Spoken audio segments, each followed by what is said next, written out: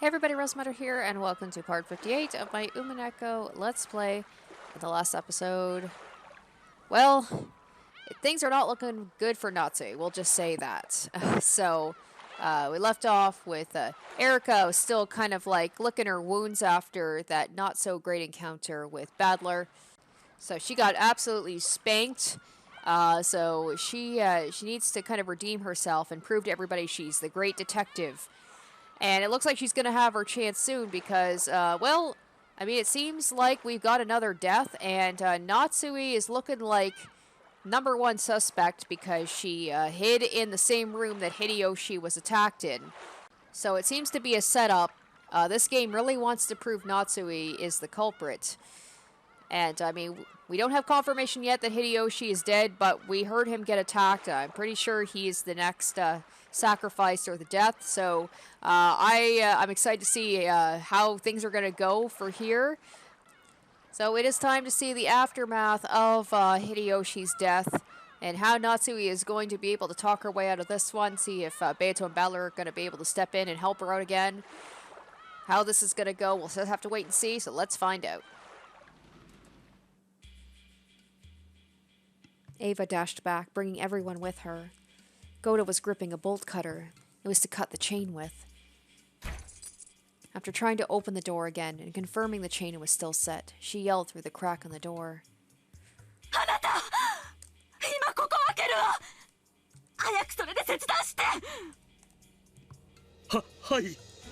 Goda stuck the large bolt cutter, which looked like it could slice off whole fingers, into the crack in the door and easily sever the chain. As soon as it was severed, Ava pushed Goda aside and dashed in. The others tried to follow her, but they bumped into Ava, who had fallen to her knees, moaning. So even though they couldn't tell much of what was going on inside the room, they could tell by Ava's moans that they were too late. I feel like Ava always loses both of them, doesn't she? And a lot of the time she's alive to have both of them die.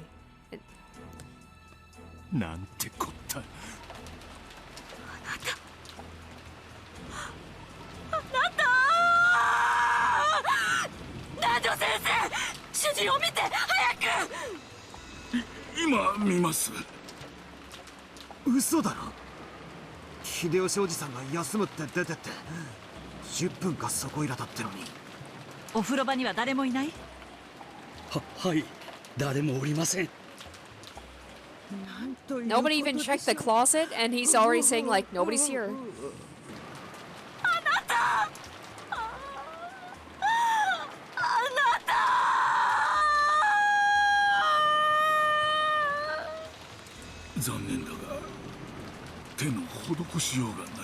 Alright, we just heard the sound here.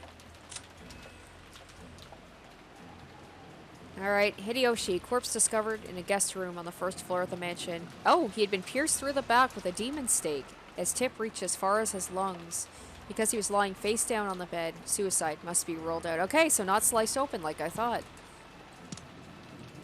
Nanjo stood up, hanging his head sadly. It was only natural, because anyone, even if they weren't a doctor, would think that at a glance. Hideyoshi was lying face down on the bed, and stuck deep into his back was something like a blade with an intricate demonic design on it. That's kind of similar to what happened, I think, the very first game, except he was in the shower, and I think that the demon stake was plunged into his back.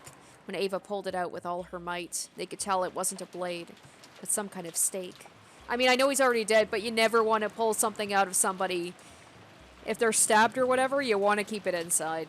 And his sharp tip had penetrated nearly 15 centimeters in, and had probably dug deep into the lungs.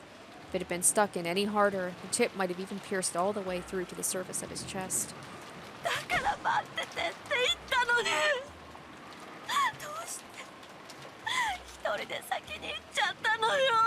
And unless there's somebody else who's dead somewhere, this is, once again, this is not following the epitaph, because it's supposed to be the two who are close.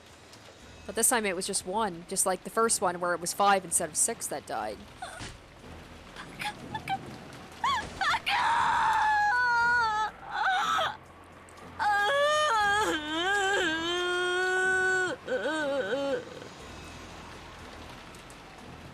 多分犯人は俺たちが油断してばらけるのを待って They made the number one mistake in horror slash mystery things with a murderer. You don't split up. ちくしょうめ、まだ血が足りねえってのかよ。やはりこの屋敷のどこかに隠れていて私たちを狙っているのでしょうか。それよりおかしいわ。この部屋は戸締まりが完璧なのよ。確かに鎧戸も全て閉まってますし、扉にはさっきまでチェーンが。それはおかしいではありません。 What's also bizarre is you guys have not checked the room very well because you just have to open the closet and you'll find Natsui. それじゃ犯人はどうやってこのお部屋の秀吉様を襲ったというんですか。扉の隙間からこの杭を投げて刺したとか。その隙間から秀吉さんのベッドは完全に死角よ。銃を使ったって殺せやしない。おかしな話になったわ。密室殺人。Oh, what a shocker. 密室殺人。 Now where's Erica? You think she would be the one leading the charge here? そうと決めつけるのは早いぜ。風呂場の天井を外して天井裏に逃げた。あるいは鎧戸が実は外からでも閉められるとか。There she 鎧 is. 戸は外からはびくともしませんでした。今確認してきました。エリコ。 It was no wonder everything felt so quiet and relaxed. At some point, Erica had split from the group. Just now, she had finally arrived and poked her face in from the hallway. She had heard a crime had occurred in this room, seen everyone rushing towards it, and had taken the opposite approach by circling around to the outer wall. And she had gone by herself to check the shutters were down on the windows, that you couldn't do anything with them from the outside, and that there was nothing out of the ordinary. 室内は案の定お約束で。 You know, the thing is everybody, like, why is nobody suspecting Erica, the detective? It's like she's just this unknown person who just happened to show up, and then all these murders just happen. そういう言い方はねえだろ。お悔やみ申し上げます。で、室内の状況は？扉にはチェーンがかかっていて、私たちは切断して入ったわ。そして窓には全て鎧戸。しっかり内側から施錠されてる。奥は何を揉めてるんです？ Ava was arguing with Nanjo about something. Apparently, she wanted to carry the body to the parlor. Nanjo tried to calm her, saying they should leave the crime scene as untouched as possible until the police came. ジョージたちの死体はそうしたらどうなったの？犯人にどこかへ持っていかれちゃったのよ。犯人は殺すだけじゃ飽き足らず、遺体にまで何か無体なことをするつもりなのかもしれない。だからダメ。ここへ主人を一人ぼっちで残していくなんて絶対ダメ。 Ava did have a point. After all, the prior victims were all carried away after we were shown their terrible and fatal wounds. エリカちゃん、現場をそのままで保存したいだろうね。今回はちょいと折れてもらうぜ。どうぞご勝手に。私にとって興味があるのは金蔵さんの書斎よりはるかにまともな密室が出現したことだけ。 She's like, at this time, I'm gonna solve this one. 死体には興味ありませんので、どうぞご自由になさってください。 Medler looked at her with an expression of clear disgust, but it rolled off her like water off a duck's back. 搬出していただいて結構ですよ。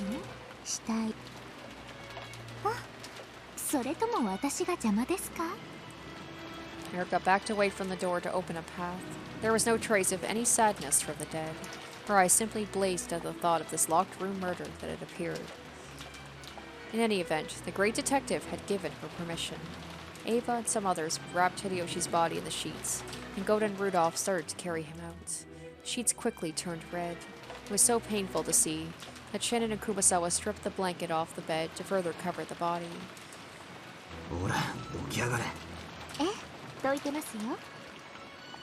100枚運ぼう。はい。あなた、あなた。いいこと？みんな。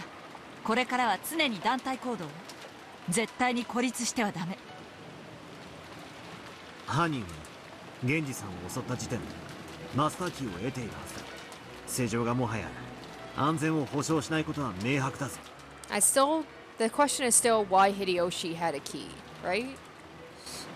しかしチェーンまでされていたのにどうやって。不可能だ。鎧戸もチェーンロックもしっかりかかっていた。マスターキーがあったってあの部屋に押し入るのは不可能だ。とベアトリーチェ様の仕業ですよ。ベアトリーチェ様のはずありません。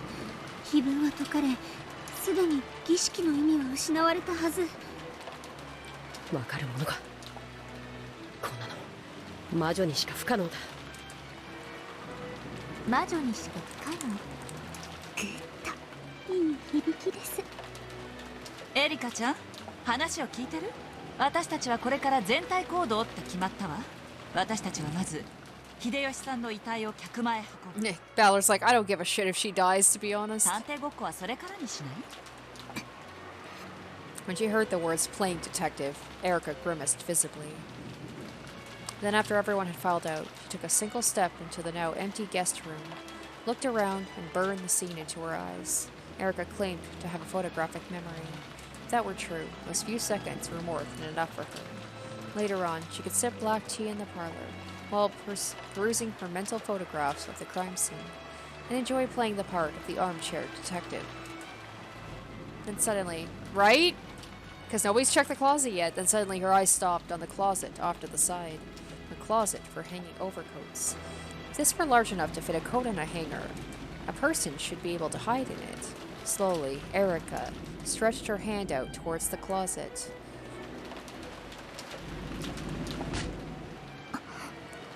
Erica's shoulders were grabbed roughly from behind. 行くぜ探偵さん。団体行動を乱すなって修学旅行で習わなかったか。私が旅行に行くと必ず人が死ぬってお約束がありまして。ほら、何してやがるガキども。早く来い。Rudolph told them to hurry. After clicking her tongue and glaring at the closet, Erica followed Badler back to the parlor for the time being.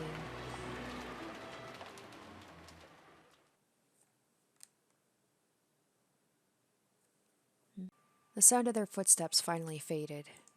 The time of terror, when I feared that even the dripping of the cold sweat that covered my cheeks might be noticed, was finally over.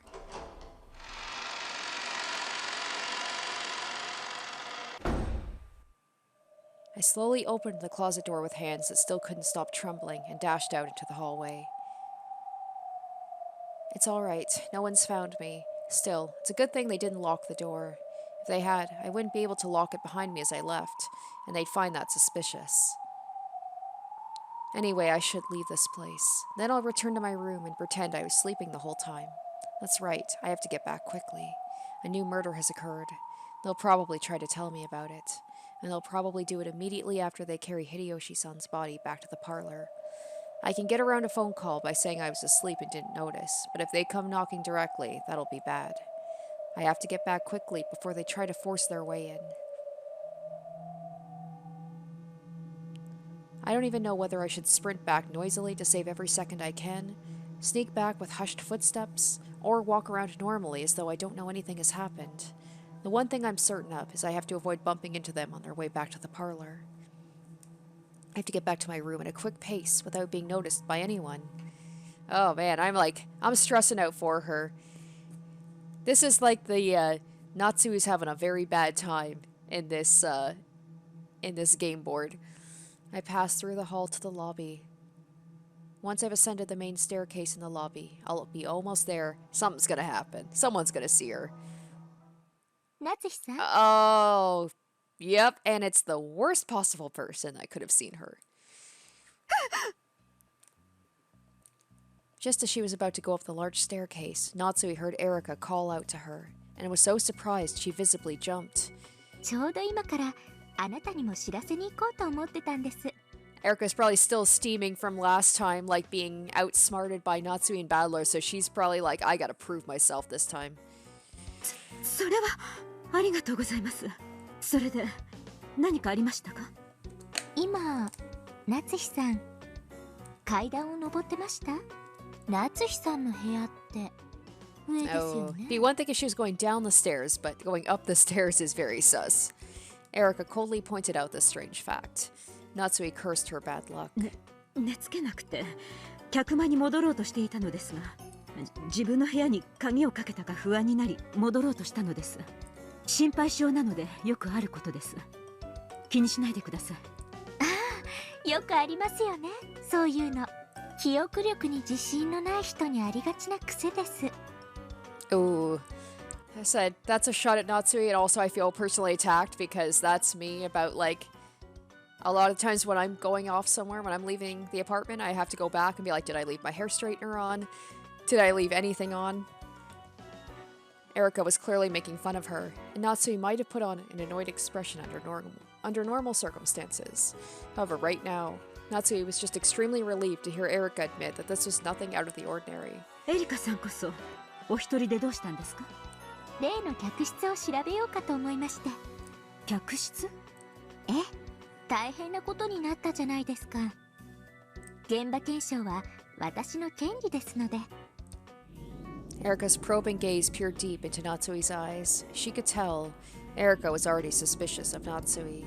Judging by the subtle nuances of her words, this was almost certainly an attempt to make Natsui slip up and reveal that she knew about the Hideyoshi murder she hadn't yet been told about. Natsui played dumb and asked again what had happened.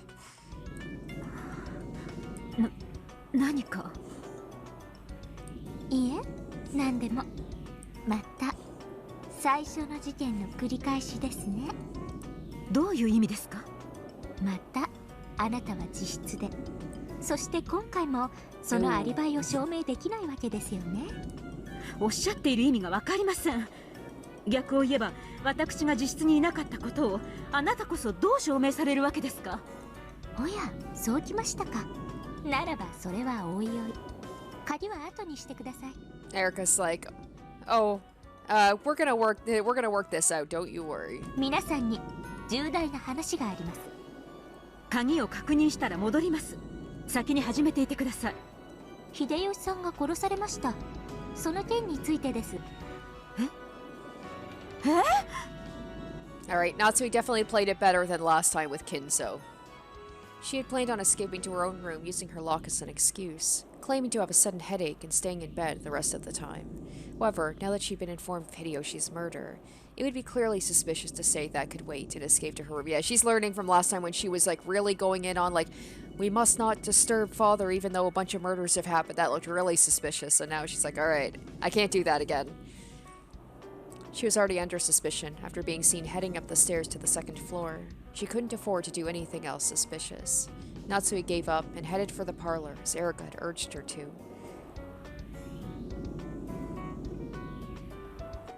When she opened the door to the parlor, Ava's sobs poured out, and everyone stared at Natsui with grave faces.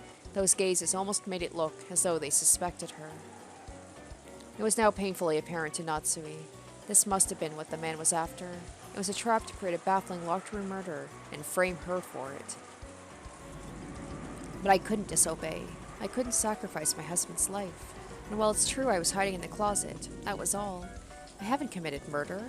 I might fall under a normal suspicion, but I'm still not the culprit. And most importantly, I'm not under suspicion yet. I'll tell the police everything. I'll have to endure until then.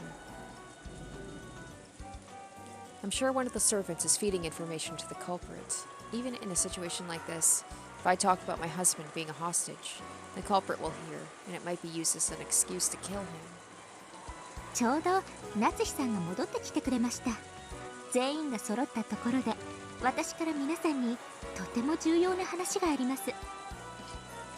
重要な話？重要な話です。最初の事件からをすべて皆さんの前で整理したいと思います。それなら他の皆さんとなさってください。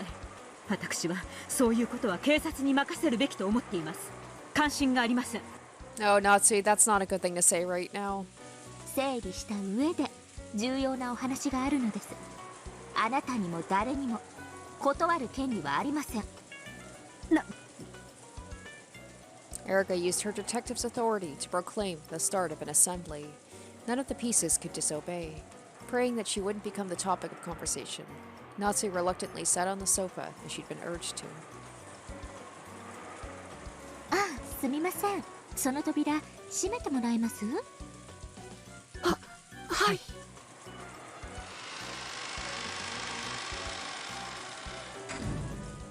Shannon and Cannon closed the door. Since they had now just decided to lock all doors and windows carefully, Cannon locked it as well. The lock which existed to protect the safety of this room felt like a lock on a prison cell to Natsui, one that would hold her there and prevent any escape. Natsui still hadn't noticed that ever since Erika had left the corridor to go check the crime scene in Hideyoshi's room, her goal had changed. In short, from Erika's point of view, the sound of that lock was truly... チェックメイト。 Haha. So this was... Is this where we came in on the game? Because they were all in the parlor, they were all yelling. Ava especially was very upset. And this was, if this was just after Hideyoshi's death, I can understand why she would be like yelling at Natsui, saying, I believe that's what happened, was Ava saying that Natsui was the murderer. Bernkastel said that suddenly. あら早い。何？もう犯人分かっちゃったの？まだ事件だって全然進んでないのよ。もう少し殺させていろいろと手がかりを集めればいいのに。さあラムダ、すべての駒を集めなさい。ここからが一番面白いんじゃない。思い切り楽しみましょう。どうかしらね。お手並み拝見といくわよ。24時のゲームセットを待たずにもう仕掛けてきたとはな。 Is this going to be the fastest chapter ever? There's going to be something else to it, right? ベルンカステル教名、気の早い御人よ。相当の早仕掛けですな。この段階でもう勝てる算段があるとは。普段なら魔女の存在を主張するだけで勝てるけど、今回は夏日や金蔵や守るものが多いわ。面倒な戦いになりそうね。面倒な戦い、大いに望むところよ。わらわの黄金の島でこれ以上の好き勝手はさせぬわ。受けて立とうぞ、ベルンカステル教フルドエリカ。 Alright, I'm excited. Let's see what happens here. Ah, we're back to the Golden Land. In the Golden Land, the endless rain continued to fall. Badler was nowhere to be seen. It would very soon reach the time when Badler had joined in on the 5th game. Okay, so that is it. And control of his piece would be passed on to him. And he's just going to completely bungle it, and Erika would be like, damn it. It's like he was so confident when I was controlling him. But come on, we know Badler he's definitely improved on his game. In other words, only now in this final stage of the game, where Bernkastel had pinpointed the culprit, was Badler finally going to be allowed to participate. And watch, he's going to turn it all around, just like his piece did before. He had left the arbor a short while ago for that reason. Now the only ones in sight were Virgilia, who continued to knit silently, and Beato, who just sat there blankly amidst the smell of her black tea, not even putting the cup to her lips. Virgilia stopped knitting for a moment, and looked out across the vast golden rose garden that extended as far as the eye could see. バトラ君は誰が犯人云々というだけのゲームなら、もう二度と屈することのない力を身につけたと言えるでしょう。第4のゲームまでであなたは全てのメッセージを彼に伝えています。つまりバトラ君はいつでも全ての真実に気づいてもよいということです。しかし彼には甘えがある。だからこのままゲームを幾百と続けたとしても永遠に解けはしない。まるで青い鳥を探すかのように永遠にさまよい続けるだけ。 And that, Beatrice, goes for you as well. Even if you play this game hundreds more times, you'll never arrive at the answer you seek. Bernkastel will abuse this game without a doubt. Lambda Delta will also churn this game about with the utmost arrogance. At a glance, that may be humiliating and appear to you and Badler as though the game has been stolen from you. However, that is something the two of you need right now, to bring an end to Badler's weak side, to bring an end to your hesitation. だからあなたはあの二人を呼んだのです。あなたたちの永遠の拷問を終わらせるため。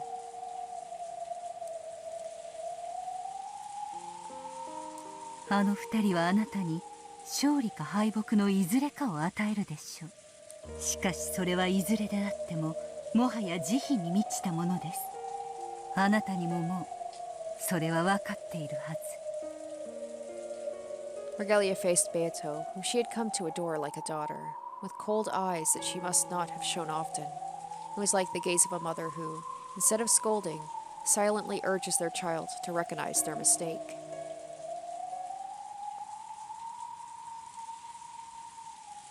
ベアトリーチェ、あなたはいつまでそうして生きるでもなく死ぬでもなく天国に昇るでもなく地獄に落ちるでもなく煉獄山の頂上でぼんやりとしているつもりなの。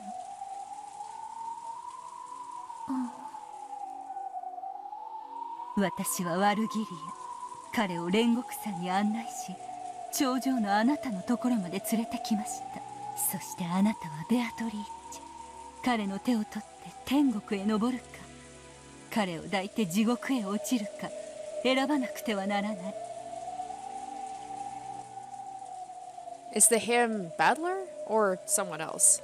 Did you know the tribulations of purgatory, which lies in the gap between heaven and hell, are sometimes more torturous than even hell itself? On the gates of hell, it is written that you must abandon all hope. A human without hope can accept their suffering and give up. However, the denizens of purgatory have hope. A hope of possibly reaching heaven, a hope that cannot be abandoned, and that tortures them. Even in the depths of hell, no greater torture device exists than the single pin known as hope. 飛びなさい、煉獄の崖より。淡く脆くてくだらない希望の未練ごとパンドラの箱を開け放ってしまいなさい。怖いでしょ。箱を開けるのは。 Beato was silent, but with a single tear, she nodded slightly. 箱の中の猫は生きているのか、それを確かめる時が。死んでいる猫ならば早く供養して天へ昇ってもらいなさい。生きている猫ならば早く餌を与えて全ての愛情を注いであげなさい。生き死にに関係なくあなたの猫箱は猫を永遠に冒涜しています。あなたが開くことを恐れた箱の鍵をあの二人が持ってきてくれましたよ。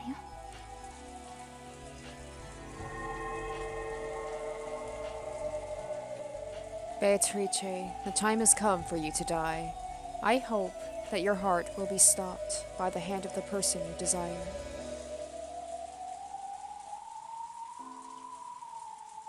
All right, interesting.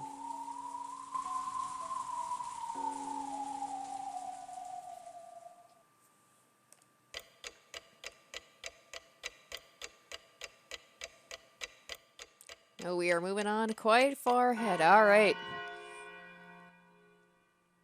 I'm excited to see Beatrice. She's waking up here. She's going to make that choice. We seem, I don't know if we're coming to the end of the game. It seems like we are. Something more has to happen. It feels like this chapter is barely started. I know obviously that's not the case, but this has been such a quick game, and there's still the matter of the man, who this man is who's torturing Natsui.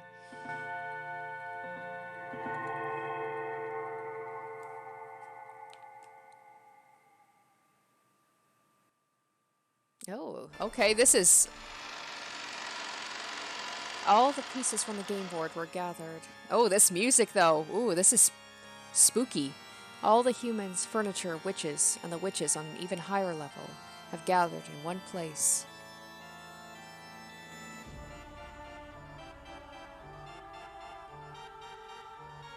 That place was like a solemn cathedral with an unbelievably high ceiling, white stonework, golden ornaments. Though there were windows, there were no entrances nor exits. It was a strange place. But for some reason, no one wondered where this strange place was, because they were not given the right to think of this place as strange. 小窓 This feels like a finale right now. The final showdown. 全員揃いましたであります。ご苦労様。そうかね。一体今ここに何人いるのかしら。何人いようとも18人を超えた存在は全て幻よ。それを認めさせるのがわらわのゲームでな。The three witches were seated on special thrones set upon a very high balcony. In the center sat the Game Master, Lambda Delta, and on either side of the semicircular balcony sat Bernkastel and Beatrice facing each other. Below them, Erica ran forward, lifted the corners of her skirt, and bowed respectfully. 大ラムダデルタ卿、我が集会宣言をお聞き届けくださり感謝いたします。そして大ベルンカステル卿、我が主、ご期待ください。必ずや主を苛む退屈の毒を一時であろうとも忘れさせてご覧に入れます。ええ、期待しているわ。それでこそ私の分身、私の駒よ。Erica and Bernkastel exchanged nasty smiles that would make anyone want to avert their gaze. お聞きなさい、魔女ども、人間ども。これより魔女集会にて幻想法廷の改定を宣言する。 The ruler of the game spoke words of power. Though her words were spoken inside such a vast space, they rang out with the force of a bell at a bell tower. お前たちのこのゲームにおける生と役割はおしまい。第5のゲームはこれにて閉じられ、24時を迎えての答え合わせとなるわ。では早速と言いたいところだけど、その前にまずは軽く自己紹介から始めようかしら。これだけ大勢いるんだしね。私はラムダデルタ、絶対の魔女にして新しきゲームの支配者。ベルンカステル、奇跡の魔女ベアトリーチェの魔女幻想のカンパを目的とするに、無限の魔女ベアトリーチェである。我が存在の主張とナツヒ金蔵の保護を目的とする。バトラ様、次なる序列はあなた。後ろ宮バトラだ。ベアトのいや魔女どもと戦ってる。以上だ。ご存知と思いますが、貴殿は今回のゲームは途中よりの参加となっております。魔女集会開催のこの時点ではまだ未参加ということです。お分かりでありますか？分かってるぜ。しばらくは発言権がないってことだろう。ご理解感謝であります。 Even though Badler held a rank second only to the witches, he sat on the foremost pew with the other relatives, all by himself at one end. He met the gaze of Beato, who was up on the balcony. わらわの宿敵であると一言言えばよいもの。お前だけの敵とは限らねえからだよ。取り返すぞ。これはわらわたちのゲームだ。ああ。I almost said I was fighting Beato's witch illusions. Originally, Beato was my one and only enemy, but now, Erica and those witches who started tampering with Beato's tale are my enemies as well. Who should I fight and how? Maybe it's a good thing I won't have the right to speak for a while. I'll keep a cool head and calmly watch everything unfold. 魔女集会の開催発起人にして探偵フルドエリカです。この第5のゲームの犯人を暴き、この物語に愉快なピリオドを与えてご覧に入れます。 Erica greeted the witches above her and the humans behind her once again. 私も期待してるわ。さあ、残りのコマどもも適当にザラーっと自己紹介なさい。人間ども、全員自己紹介を。 Oh my gosh, this is gonna take forever. Urged by 45 to introduce himself, Kinzo stood up. 後ろ宮金蔵だ。書斎の窓より抜け六軒島のどこかに潜んでおる。後宮クラウス、現在は囚われの身でどこかに監禁されている。後宮エヴァよ、生きてるわ。ルドルフだ。この後もずっと後宮だからな。 Yeah. 名字は Rudolph's like, let's speed this along. Come on. 後ろローザです。第一の晩に殺されました。ジェシカ、同じく第一の晩に死亡だぜ。ジョージです。同じく第一の晩に死亡。マリア、死んじゃったけど私はこうして喋ってるね。死ぬことなんて大した問題じゃないでしょ。And we barely saw Maria at all this one. He's usually such a big character. 後宮夏日です。生きております。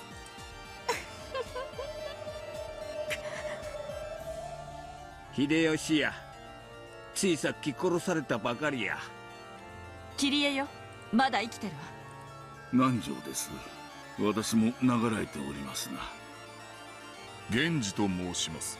第一の晩に死亡でございます。シャノンです。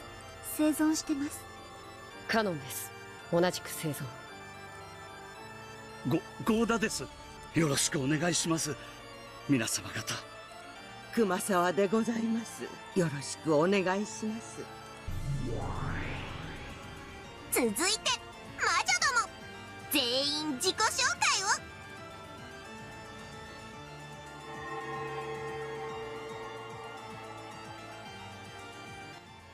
This is quite a cool area, though. Like, it's nice to see some new places, even this late in the game. Bergelia's group could also be seen. There was a second balcony, different from the one Beato's group was on, which jutted out like a raised audience seating. They sat there, looking down as though they were at the theater. ワルギリアと申します。ベアトリーチェの師匠です。ガープよ、死体を消す役担炉の上、紅茶を入れる役担当ですな。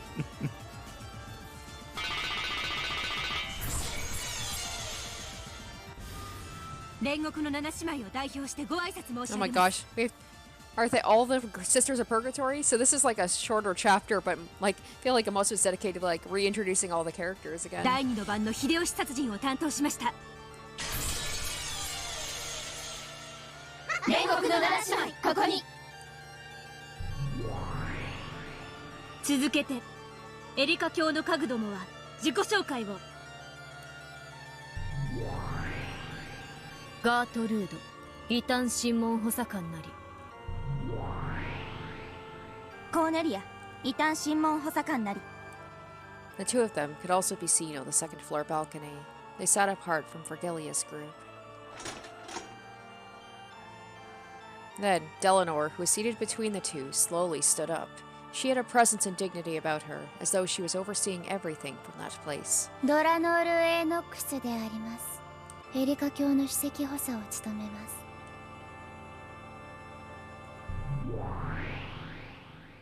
バトラー、あなたには期待しています。私を失望させないでください。お互い全力でぶつかるだけだ。ドラノールの出番は本来なら必要ありません。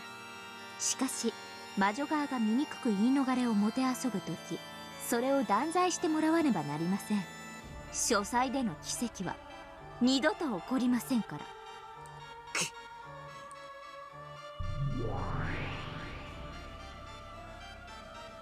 最後にご挨拶申し上げます。本魔女集会の進行管理を命ぜられたシエスタ姉妹この得体であります。よろしくお願いします。以上で全ての駒の自己紹介を終了するであります。一同に会するが全38名。The number of characters was 38 if you only took the fifth game into account, but if you added all the pieces who appeared in previous games, it would probably rise even higher. This mysterious game, which has so often been likened to chess, now had far more pieces than a chessboard. いいわ。では始めようかしら。発起人、始めてちょうだい。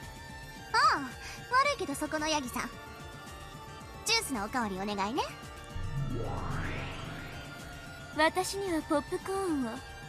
ああ、そうだったわね。悪魔の感激はポップコーンと相場が決まってるとあんたが決めたんだもんね。ええ、楽しませてもらうわ。あと紅茶とからし味噌をもらえる？エリカ、始めなさい。私の退屈はもう始まってるわよ。はい、我が主、お任せを。静粛に沈黙を。 She's like, this is my moment. Main character mode activated. Everyone's watching me. Let's go. At the sound of her voice, the Chester sister troops straightened up, lifted their right knees, and stamped down hard on the floor with their heels. It became a low, deep rumble in the ground, which instantly erased all chatter in the cathedral, and turned their eyes and expressions even more hollow and empty. The room fell back into silence, almost as though they were a collection of wax models.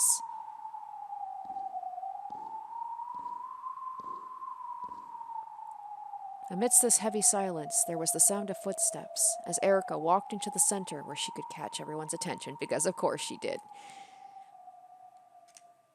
When she signaled with her chin, a goat attendant appeared from behind a pillar and carried a single plain chair out in front and center of the room.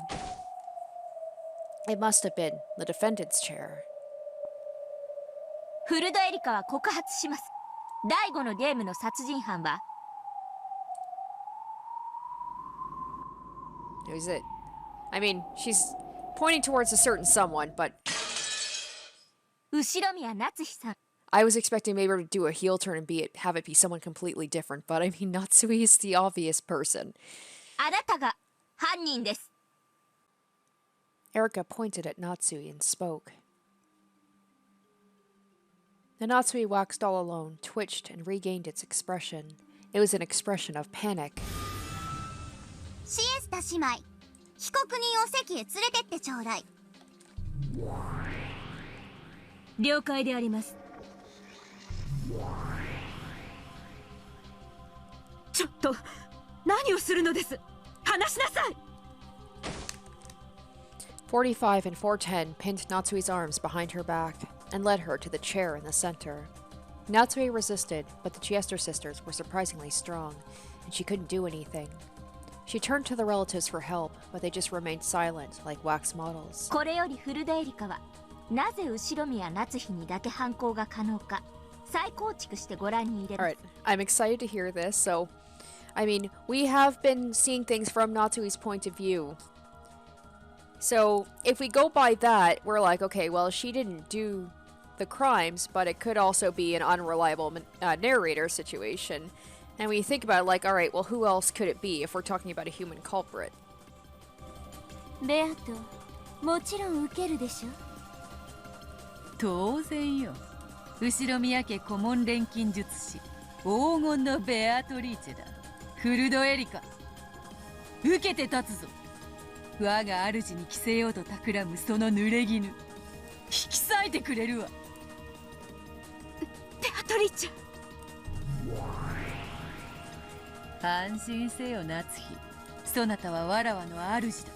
そして心に片翼のわしを刻んだ真の当主、身に覚えなき罪に怯えるでない。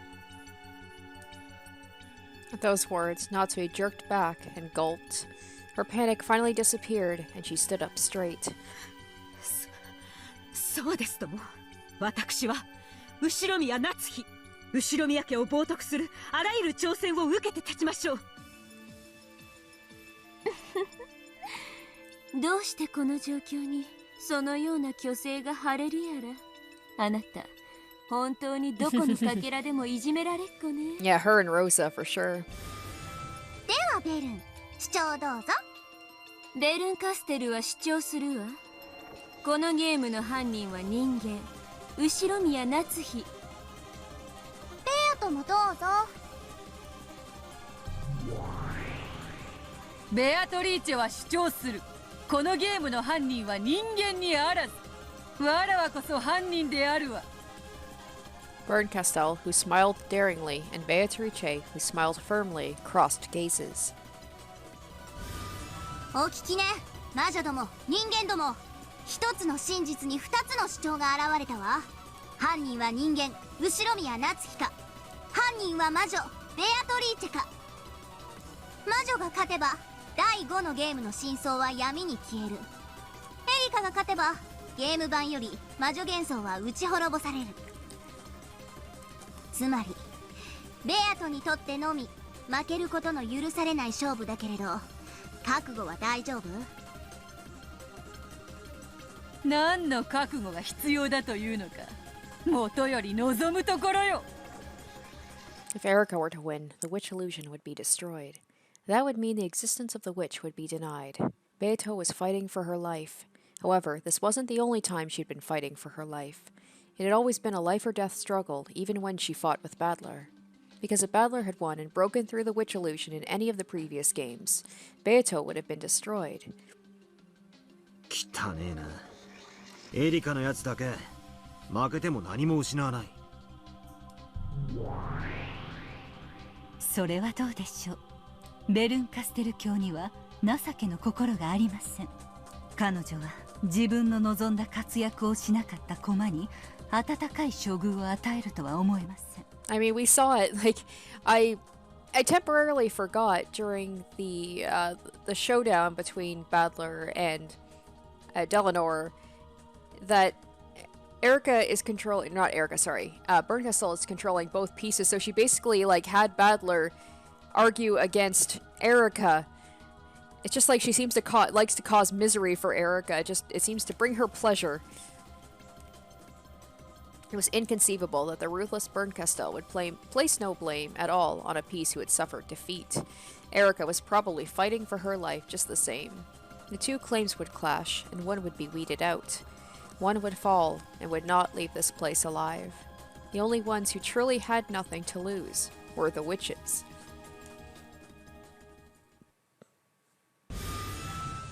OK、問題ないわ。さあ、始めなさい。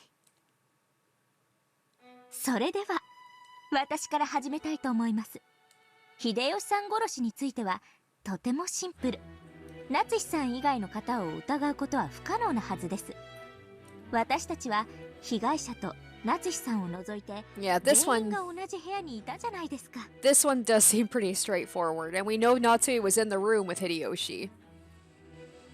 It really was simple. Everyone except Natsui was in the parlor. And because it was so simple, it was decisive. どう考えても秀吉を殺したのは夏日じゃないの。いいえ、逆だわ。どう考えても夏日以外に秀吉は殺せないじゃないの。議論も反論の余地もないわ。ですから誤解です。確かに私にはアリバイがないかもしれません。しかしアリバイがないことはすなわち犯人であるとの証拠にはならないはず。 Now, the thing is, there is the case of the moving bodies. So, I know in the Red Truth it said that they were dead, right? But then there's the matter of Kroos, where Kroos has not been confirmed to be killed yet. And yes, it seems like he is being held hostage somewhere. But he's like an unknown entity right now. Where it's like, we don't know where Kroos is. He could have done it. 夏日にだけアリバイがないのは分かった。だが待て、殺害現場は密室であったぞ。夏日に限らず誰であってもあの部屋での犯行は不可能だったはずだ。魔法で殺人が遂行できるわらわを除いてな。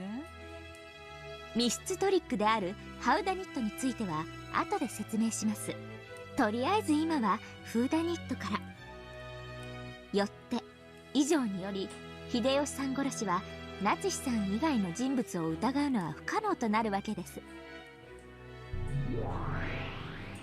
お嬢様、ここをさらに切り込むと危険かと。同感だわ。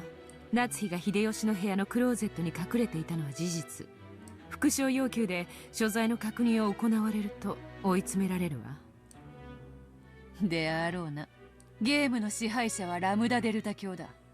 あやつが面白がれば事実に関係なく夏日が犯人ということで確定されてしまうぞ。The typhoon were to pass and the police were to come and perform a scientific investigation. perhaps the true culprit would be identified, and the false accusation against Natsui lifted. I could also see the cops coming if, we know that they don't because it never makes it to that point. But if they were to do fingerprints, they would find, well, I was going to say they'd find Natsui's fingerprints, but she literally lives in the house, so it wouldn't be too far out there to be like, well, of course her fingerprints are on everything. She lives there. However, the police would never arrive at this closed-off Rokonjima. In other words, the real truth would never be revealed. Inside a cat box that will never be opened, false charges that everyone accepts have exactly the same value as the truth. おそらく向こうの狙いはシンプルな秀吉殺しで夏日様が犯人であるとの印象を確定させ、その上で不確定要素の多い第一の番の再構築に入るつもりでしょう。ゲームマスターに疑われた状態での進行は最悪よ。主導権を握るべきだわ。うん。ラムダデルタ卿、ご存知の通り第5のゲームでも多くの殺人が起き、深夜から早朝までの短からぬ時間をまたいでおる。いきなり秀吉の殺人から始まり、時間が行ったり来たりしてしまうようでは混乱してしまうというもの。ここは時系列に従い順番に進めていくのが良いかと思うが、いかがか。異議提出。犯人を告発する過程において時系列など意味をなさない。If anything, it's probably, like they said, like she's gonna work backwards to be like, so she's the murderer of Hideyoshi, which means she's probably murdered everybody else too. 異議提出。フルドエリカは時系列を混乱させることによって印象操作を行っている。ああ、よくわかんないのは私もごめんだわ。ベアとの主張を認めるわよ。エリカはいきなり第2の番から始めないで第1の番から始めなさい。I definitely saw Erica click her tongue. Now I understand. This is how the tales of Rokonjima are created. After being guided by Virgilia and meeting Beatrice, now I stand here at this peak from which I can see everything below me, and I finally understand the truth of this world. これが以前にワルギリアが話してくれたことなんだな。ええ、そうですよ。ここでは真実など脆い。両者が主張する限り異なる真実が同時に存在できる。 Yes, this really is a trial. Both sides put forth their own their own truths.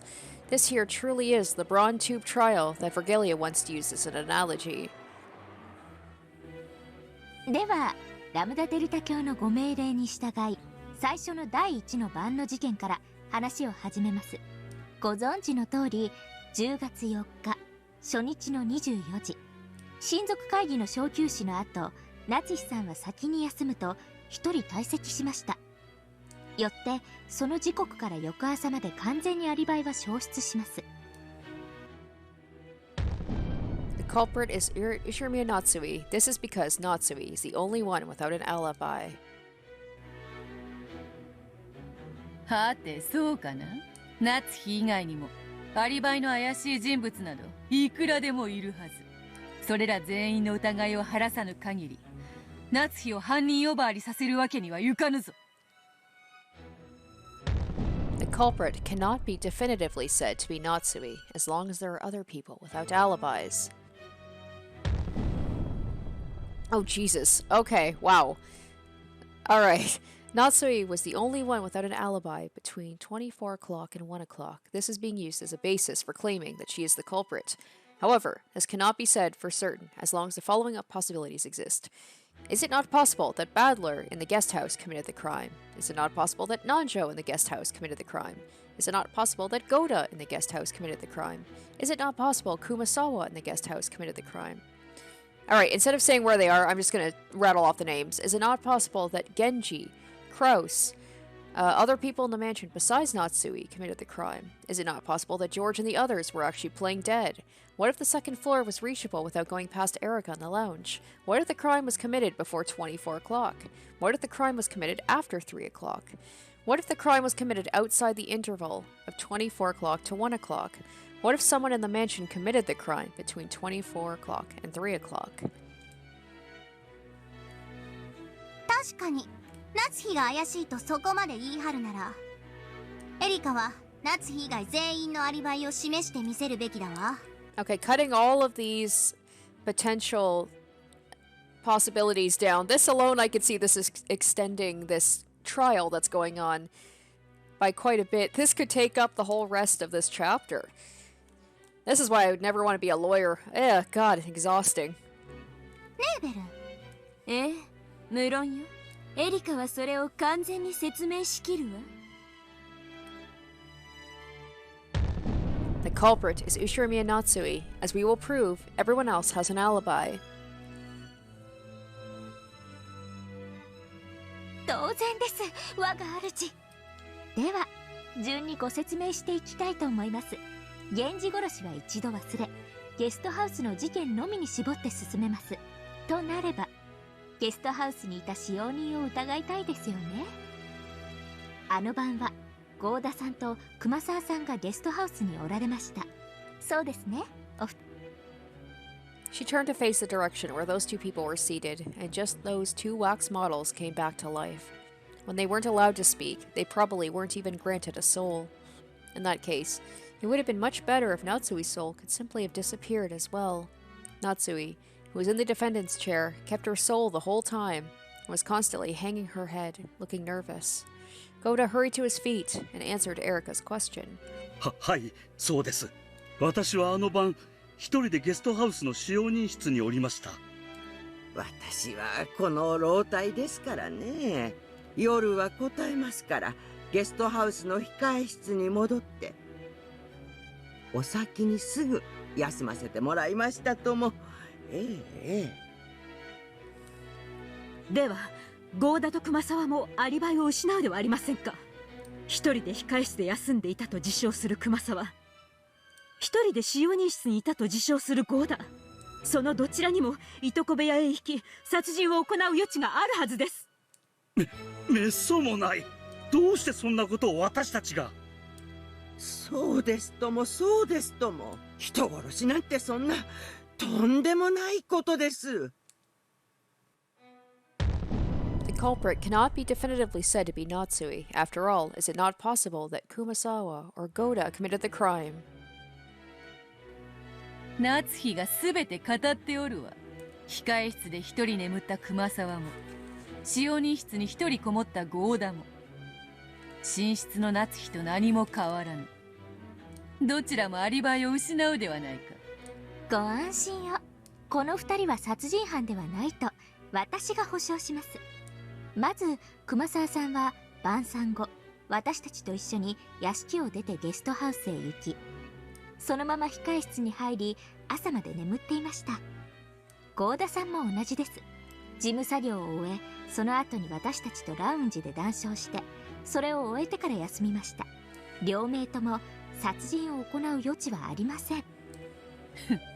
いよいよ来たな。それではわらわも腰を上げるとしよう。もはやそなたの出番は終わりだ、エリカ。そなたの頼れる用心棒を呼び出すがいい。Beato glanced at where Delanor sat on the second floor balcony. However, Delanor just stared back with those usual expressionless eyes. 復唱要求。郷田と熊沢のアリバイについて完全な証拠がある。復唱拒否。なんで敵にヒントを？答えるわけもない。お聞きから無駄デルタ卿。証拠はないそうだぞ。証拠もなく郷田と熊沢のアリバイを主張しても良いものなのか。道理だわ。どうなのよベルン、エリカ。どうして郷田と熊沢のアリバイを主張できるわけ？引っ込めエリカ。わらわの相手はそこのドラノールよ。貴様ごとき人間に魔女の相手は務まらぬわ。いいえ、ドラノールの出番は必要ありません。あなたの言う人間ごときが魔女を打ち破るからこそ魔女幻想が否定されるのです。ならばどうぞ、赤で青でお好きなように受けて立ちますよ。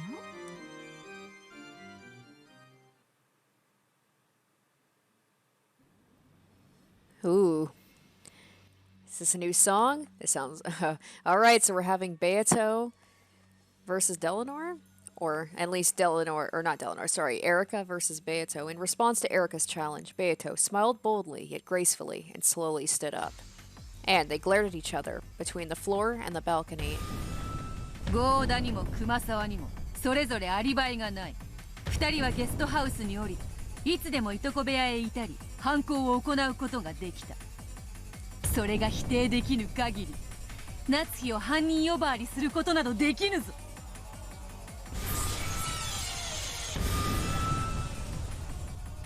Beato's blue truth struck out rapidly. The curtains had finally dropped, and the battle had begun. 人間であるエリカに使える赤はない。ドラノールを呼ばずにどう切り返してみせると？エリカに使えずとも、その主のベルンカステル卿は使えます。油断はできませんぞ。青き真実有効だわ。どうするのベルン。あんたかドラノールが相手を変わる？まだ私の出番ではありません。そしてベルンカステル卿の出番でもありません。ええ、そうよ。この程度じゃ私たちの出番にはならないわ。フルドエリカというただの人間風情がベアトを打ち破ってこそ意味があるのよ。人間に打ち破られてこそわかるわ。黄金のベアトリーチェなどとのたまう偽りの魔女が人間以下の幻に過ぎなかったとね。それが本当にできるなら最高に面白いんだけどね。いいわエリカ、受けて立ちなさい。まず熊沢さんですが、とてもシンプルな話です。 It's like she's old. She can't do it. 熊沢さん、ご起立を。はい。熊沢さんは昨夜就寝されてから朝事件を知らされるまで一度でも控室を出ましたか？いいえ、朝までぐっすりでしたとも。ええ。I'm assuming Erica's got more than just Kumasawa's word as her comeback. 私、実サピアの晩餐の後にエヴァさんと談笑していて面白い話を聞かせてもらっていたんです。それを試させてもらいました。それとは何か？まさか。そうです。金蔵を書斎に追い詰め封じたもの。Wait. Did she stick a receipt there too? 扉に物を挟むことで封印できることを Wow. 私は知ったのです。 Or something. Okay. なんだとあいつ、まさかそれを熊沢さんの控室に。エリカはゲストハウスにいたのですから、それができたとしても何も問題はありません。何しろ莫大な黄金が発見されてどんな事件が起こってもおかしくない不気味な夜でした。探偵あるところ事件あり。私は何かの事件が起こることを予見して、 Erica does say, like, wherever I go, people die. あらかじめアリバイを失いそうな人物にこれで封印をさせていただいたのです。 Erica held a small folded piece of brown paper high in the air. 私はこれを一緒にゲストハウスに戻った熊沢さんが休むと言って控室に入ったのを見届け、これを使って扉を封印したのです。 Well, Kumasawa might have been screwed if she had to go to the bathroom or something. Well, then again, I'm guessing the servants' quarters probably has its own bathroom inside, so she could just stay in there. そして朝、 Because I'd be screwed. Because I have to go to the... I could never just sleep through the night. I usually have to go to the bathroom at least once. So, like, there's no bathroom in that room, I would be a suspect. 事件が発覚し大騒ぎになった時、私は真っ先に熊沢さんの控室を確認し、そして封印が健在であることを確認しました。以上により私は熊沢さんのアリバイを証明できます。 Kumasawa has an alibi.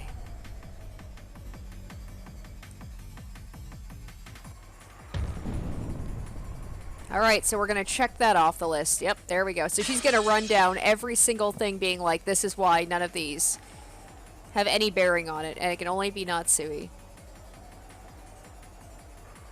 Now we're moving on to Goda's. 素晴らしいアリバイだわ。一部の隙もない。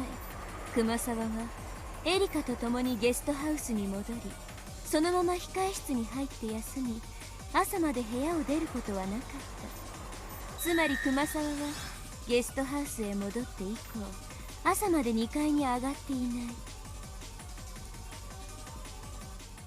The proof Erica had shown was elevated by Bernkastel and became red truth. This truth, which had become red, could no longer be overturned, even by Beato. In other words, in that instant, Kumasawa's perfect alibi had been absolutely guaranteed. ほほう。ならばゴーダについてはどうか。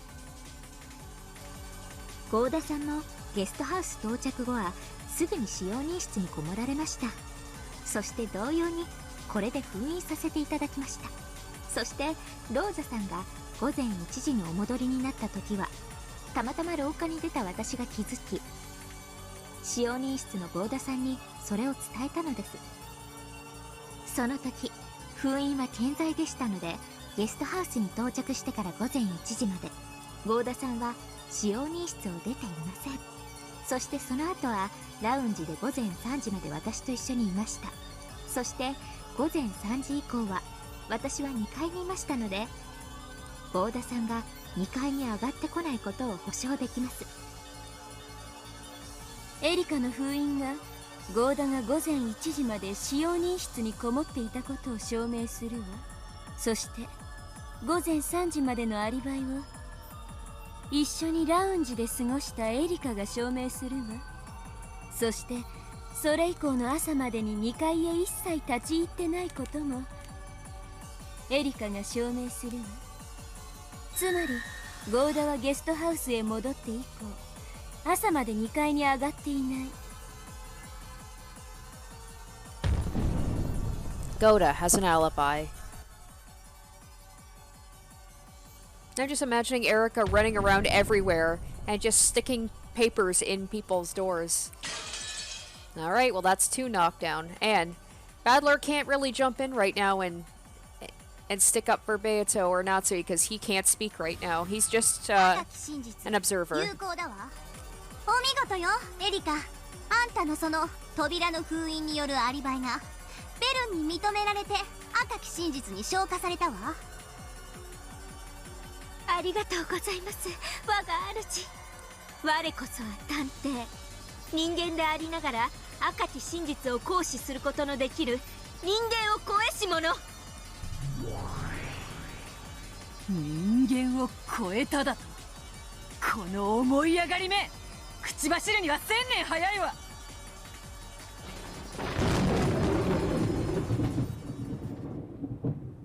おかしな追求があると面倒なので先にはっきりさせます。というかむしろこれは最初にするべきでした。前後したことをお詫びします。24時の時点でのゲストハウスの状況です。黄金が発見され緊急の親族会議になり、バトラさんと親族たちは屋敷へ。ゲストハウスには私といとこ3人、南條先生、合田さん、熊沢さんが残りました。合田さん、熊沢さんのアリバイについてはすでにご説明の通り、ジョージさん、ジェシカさん、マリアさんの3人はいとこ部屋でトランプで遊んでいました。実は私ほんの少しだけ混ぜていただきましたので、この時刻に生存していたのをはっきり確認しています。我が主、以上の復唱を要求します。ええ、応じるわ。ゲストハウスには24時の時点でジョージ、ジェシカ、マリアは生存していて2階のいとこ部屋にいた。南條、合田、熊沢は1階にいた。あともうもったいぶることないからこれまでに出ている犠牲者の死亡も確定させとくわね。 Alright, so I mean, I think they already did that red truth, but now they're confirming it, so there's no bodies walking around. ジョージ、ジェシカ、マリア、ローザ、源氏の5人はちゃんと死んでるわよ。あのばっくりいった首で死んだふりなんてできるわけないでしょ。 No murder occurred before 24 o'clock. We guarantee that George's group is dead.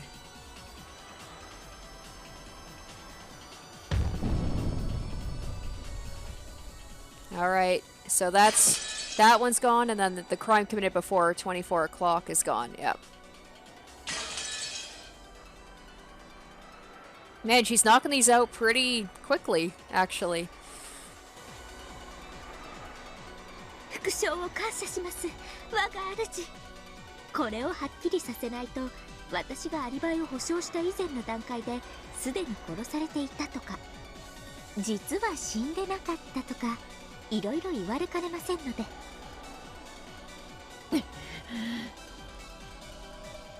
Unsurprisingly, Beato's side couldn't get away with the simple plan of claiming that the victims were only playing dead. But in order to overcome Goda and Kumasawa's alibis, it should have been possible to suppose the crime occurred before those doors were sealed. However, the opponent had predicted this move perfectly. It had now been shown in red that the crime did not occur before the time period covered by Erica's alibis. そうそう、犠牲者の確認されてる最後の生存時刻、それを最初に言ってほしかったわね。これで24時以前の話は無視していいことになるわ。 Not looking good for Beato's side. さらに言うと、24時の時点で屋敷の2階廊下には夏日とクラウス、源氏がいたわ。残りは全員親族会議の食堂よ。もちろんこの時点ではまだ殺人は起こってない。源氏も健在よ。 Confirmation that at 24 o'clock, those said to be inside the mansion were indeed inside the mansion. It had already been shown none of them left the mansion before 1 o'clock, excluding Natsui. それはエリカが観測したことじゃないけれど、それが確定してないとゲームが進まないものね。いいわ、その赤き真実を認めるわ。赤き真実、ありがとうございます、我が主。 Since Erica had been in the guest house, it was only natural that she could explain the situation there. However, since she hadn't been in the mansion at the time, explaining the situation over there would have been extremely difficult for her. Beato would normally have attacked there with the blue truth, saying the people in the dining hall had all agreed to keep the same story, and that someone might have snuck out of the dining hall and committed murder in the guest house. However, because Byrne had instantly settled that matter with red truth, Beato had completely lost her chance to strike back. おのれ。厄介ですな。これほどまでに不利とは。これじゃまるでかつてのリーチェとバトラの戦いが逆になったみたいね。いや、その時よりもさらに状況は悪いかと。At a glance, the fight between the two of them resembled our previous fights. However, there were some vital differences. The first was whether or not Beato was the game master.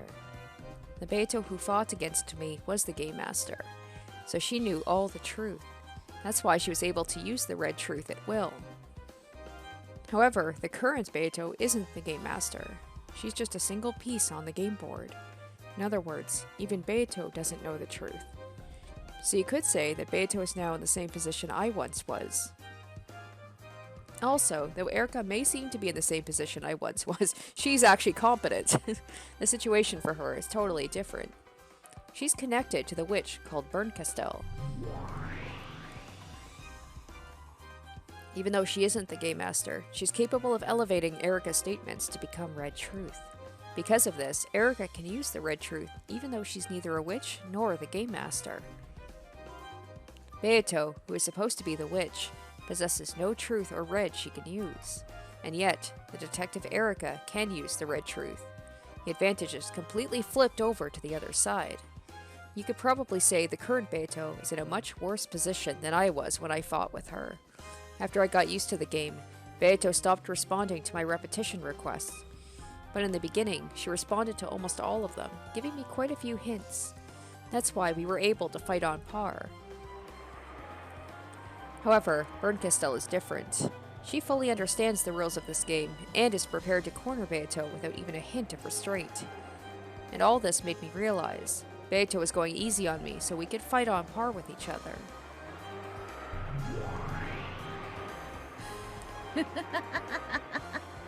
これはなかなかに面白い戦いだ。なるほど。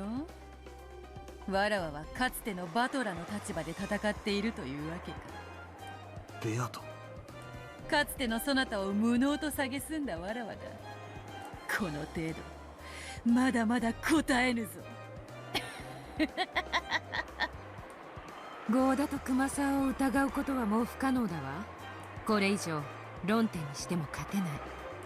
だな、別のアプローチに切り替えよう。順当に行くなら次は南條でしょう。彼もまたゲストハウスにいた人物です。南條は確かラウンジでエリカと一緒だったわ。しかしその前後の時間帯が空白になるはず。そうだな、そこをつく。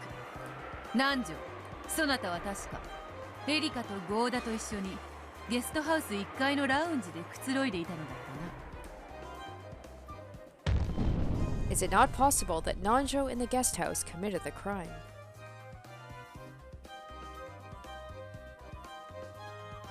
はい、私はエリカさんとずっとご一緒でした。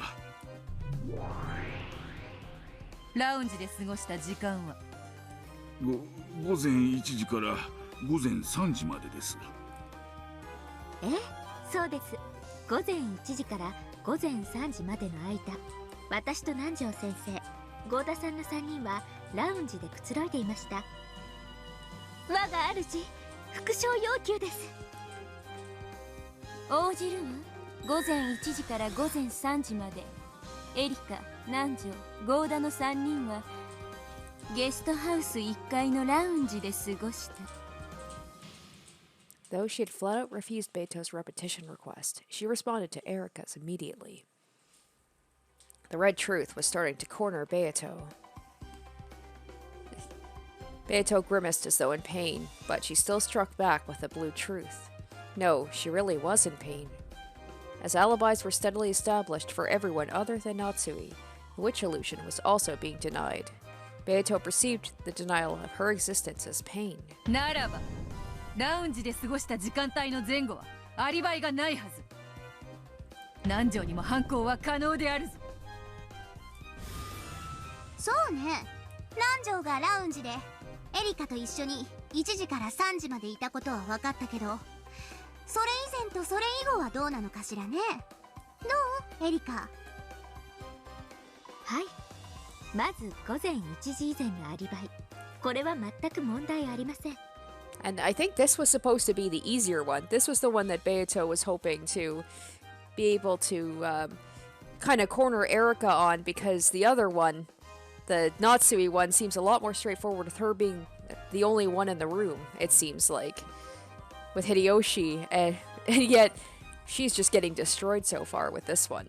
私が24時までいとこ部屋でトランプで一緒に遊んでおり、それからラウンジに降りてそこで南條先生とお会いしたからです。そうでしたな。24時に降りてきたエリカさんとお会いして少しお話をしていましたら、かなりのミステリー通だと分かりまして、すっかり意気投合してしまい。私、碑文の謎解きで書庫に入った時、海外の名作ミステリーの原書が多数保管されているのを見ていました。ですのでそれらを手に取りながらぜひ議論がしたくなりまして、私たちは書庫に移りずっとおしゃべりをしていました。ラウンジに場所を移すまでずっとです。 The archive in the guest house had enough books in it that you might even call it a small library. In it were several famous foreign mystery novels that Kinzo had once taken a liking to. Of course, they were all originals and in English, but English was no problem for both Erika and Najo. On that occasion, Erika had once again borrowed the key to the archive from Goda in the servant room. Man, these servants just giving out these keys like candy. She added she had rechecked the seal at that point and, of course, reset it. Damn her. Even though she keeps it sealed for anyone else to enter or leave, she alone enters and leaves whenever she wants. なるほど。つまり24時から就寝する午前3時までの間、ずっと南條と一緒だったわけね。なら南條のアリバイは一番盤石ということになるわ。はい、そういうことになります。我が主、復唱要求です。応じるわ。24時以降、エリカは午前3時までずっと南條と一緒にいたわ。At midnight, the crime in the cousin's room still hadn't occurred, so this establishes an alibi for the period before the time he spent in the lounge. その後、私たちは午前1時に書庫から廊下へ出ます。すると偶然、お戻りになられたローザさんと鉢合わせになりました。そして私が郷田さんにそれを教えました。客人を出迎えるのは使用人の役目だろうと思いまして。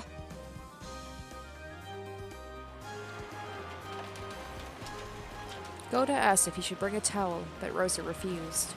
She quickly headed up to the second floor. At this point, Erika, Goda, and Nanjo gathered together, decided to have a drink. Their alibis in the lounge up until 3 a.m. have already been proclaimed in red, so there are no problems there. 続きまして、午前3時以降。お開きになった後の南條先生のアリバイです。午前3時にバトラさんがお戻りになり、ラウンジは解散。私と南條先生、バトラさんの3人は2階へ上がりました。そして南條先生はお休みに。その際、もちろん先生のお部屋の扉にも She put seals on everybody in the guest house, it seems like. あとは事件発覚まで同じです。私はバトラさんの悲鳴と同時に部屋を飛び出し、南條先生の部屋の扉に封印がされていることを確認しました。よって南條先生のアリバイは午前1時以前、午前3時以降、ともに完璧なのです。Nanjo has an alibi. Of course he does. This is looking bad.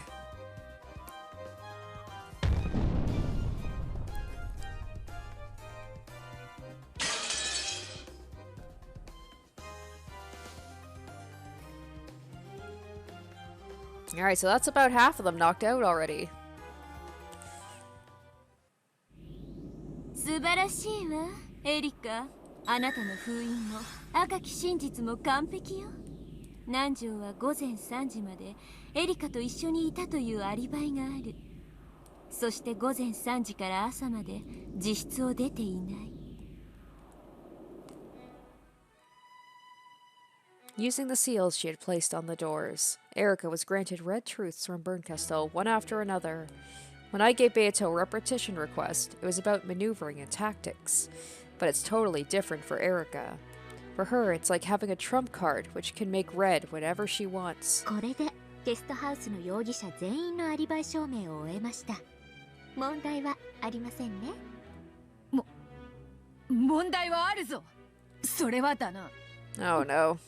その Beato racked her brains to find some point to latch onto, but Erika's red had been ruthlessly perfect. There was no point she could take issue with. Beato kept thinking hard, trying to fault Erika on something, but her expression was so wrought with desperation that anyone could tell by looking. ベアトを却下するわ。私は何も問題を感じない。極めてポップでキュートでパーフェクトだわ。これでゲストハウスの人間全員のアリバイは証明された。待ちな、エリカ。俺を抜く気か。後ろ宮バトラにだって犯行のチャンスはあるはずだ。何しろ犠牲者たちと同じ部屋で一夜を共にしたんだぞ。その俺を差し置いて議論を先になんか進ませねえ。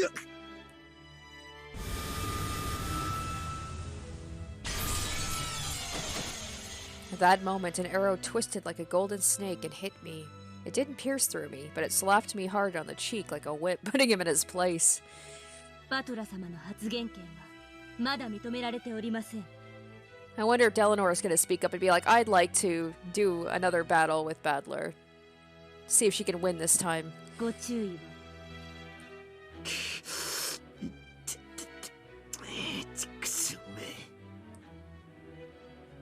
はあ、分かっておるぞバトラー。そしてすまぬ。許せ。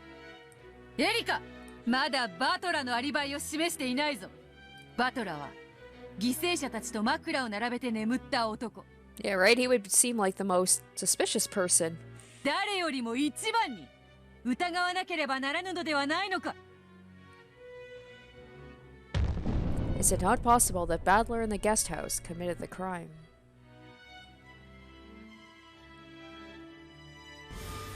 ベアトの言う通りだわ。ダメじゃないよね、バトラを飛ばしちゃ。これは失礼しました。すっかり失念しておりました。そなたは午前3時に帰ってきたバトラと共に2階へ上がる。そしてそなたも自室に戻って眠ったはずだ。24時にいとこ部屋を訪れたかもしれぬが、午前3時以降には訪れておらぬはず。まさかその後バトラのベッドに潜り込みに行ったとでも言うのか？一晩中バトラの寝顔を見ていとこ部屋でのアリバイを確認していたとまで言うなら認めてやってもいいがな。ええ、一晩中寝息を聞いていましたが、何か？ What? No. なんだと？ What? Did she have like a recorder in the room or something? 私、フルドエリカはバトラさんが午前3時にいとこ部屋にお戻りになり、すぐにそのままベッドに潜り込み、すぐに就寝してしまったことを証明できます。そして起床され、部屋の惨状に気づき悲鳴を上げるまで、部屋で何も起こらなかったことまでも証明できます。 Alright, let's see what she's got here. I am curious. ですのでご安心を。バトラさんは犯人ではありません。殺人現場にそうとは知らずに入り、朝まで寝てしまったただの愉快な第一発見者です。バカな。お得意の封印でもそれを証明することは不可能なはず。どうしてそれがそなたに証明できるというのか。ふざけるな。あの時俺は自分だけ部屋に入ったんだぞ。エリカだって自分の部屋へ戻ったはずだ。どうしてそんなさも見ていたかのように断言できるんだ。見たとは言っていません。エリカさんに割り当てられた部屋はどこですか？エリカ、教えてちょうだい。どうしてあなたはバトラのことがそこまで証明できるの？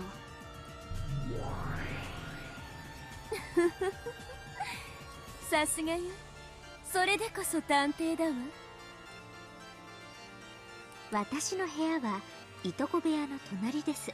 薄い壁が1枚あるだけです。まさかそなたは壁に耳をつけ、いとこ部屋の様子を伺っていたというのか？ Really? はい、私の耳は完璧です。 Of course they are. She's perfect, isn't she? バトラさんが入室後、直ちに私は部屋の壁に耳をつけ、何か異常が起こらないか監視していました。 So she apparently got no sleep that night. Just listened the whole time. あんた、バトラが悲鳴を上げる朝まで何も起こらなかったと証明できると言ったわね。まさかあんた。はい、朝まで一睡もせずに Oh my 壁に耳を gosh. つけ、監視をしておりました。 Sounds a little obsessive, doesn't she? Everyone was stunned into silence. She put her ear against the wall, and for the entire time until morning, she listened to what was going on in Badler's room. Just what would that have looked like? Until dawn, she had silenced her breathing in a pitch-black room, clinging to the wall shared with the cousin's room, like some kind of creepy venomous spider clinging to the wall of a darkened room. Birdcastle alone was grinning in triumph. ゲームの進行上から当主の指輪を受け継いだバトラがキーマンになるのは読めていた。私はてっきりバトラが第一の番の犠牲者だと思ってたわよ。はい、ですから我が主の追いつけ通り、朝まで一睡もせずに壁に耳をつけ、異常が起こらないか監視をしておりました。エリカの記憶力は写真並み。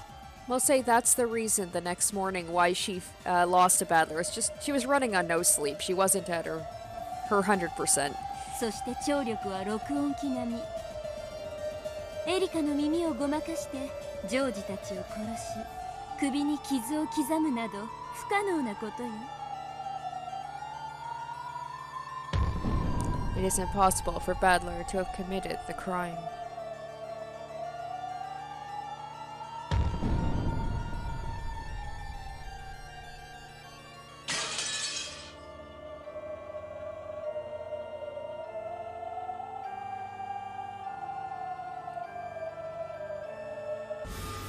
探偵権限で認められた能力ね。認めざるを得ない。赤で認定するわ。後宮バトラは午前3時にいとこ部屋に戻り、そのまま就寝した。そして事件発覚まで部屋では一切不審なことはなかった。つまりバトラには殺人も死体を傷つけることも不可能だったということ。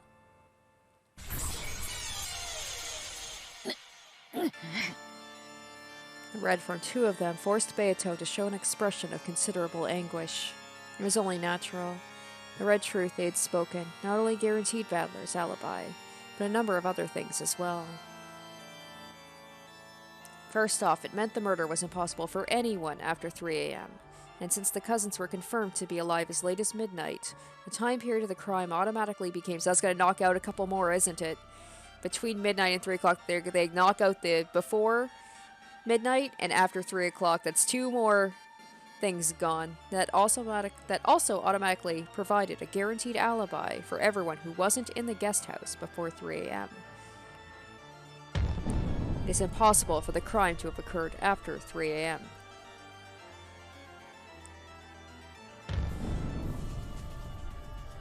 There's also the thing about the crime being committed outside the interval of 24 to 1. 相当痛いわね。エリカは24時以降はずっとゲストハウスにいます。つまり屋敷にいた人物のアリバイを証明することが難しいはずだった。エヴァたちの動向についてのアリバイ証明は困難を極めたはず。それが逆に簡単に彼らが24時から午前3時までの間ゲストハウスに訪れなかったことを証明するだけで、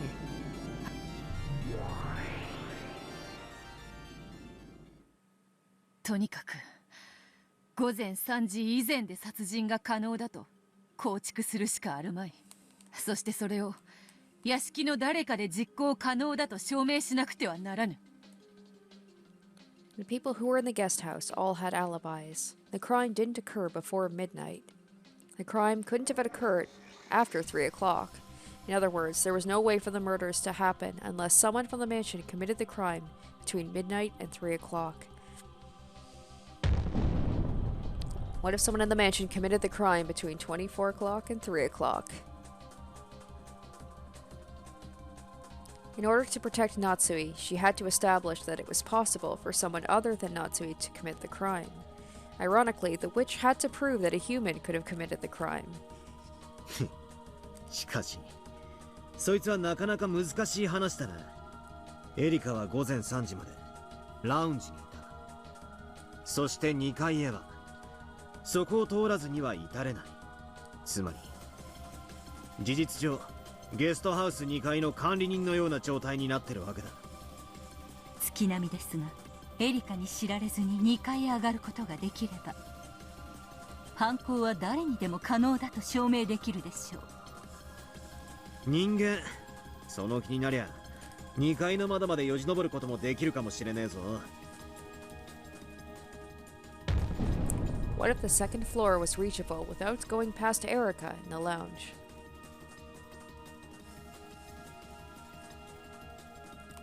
Of course, Beto had also thought of striking back that way, and Bernkastel must have thought this as well.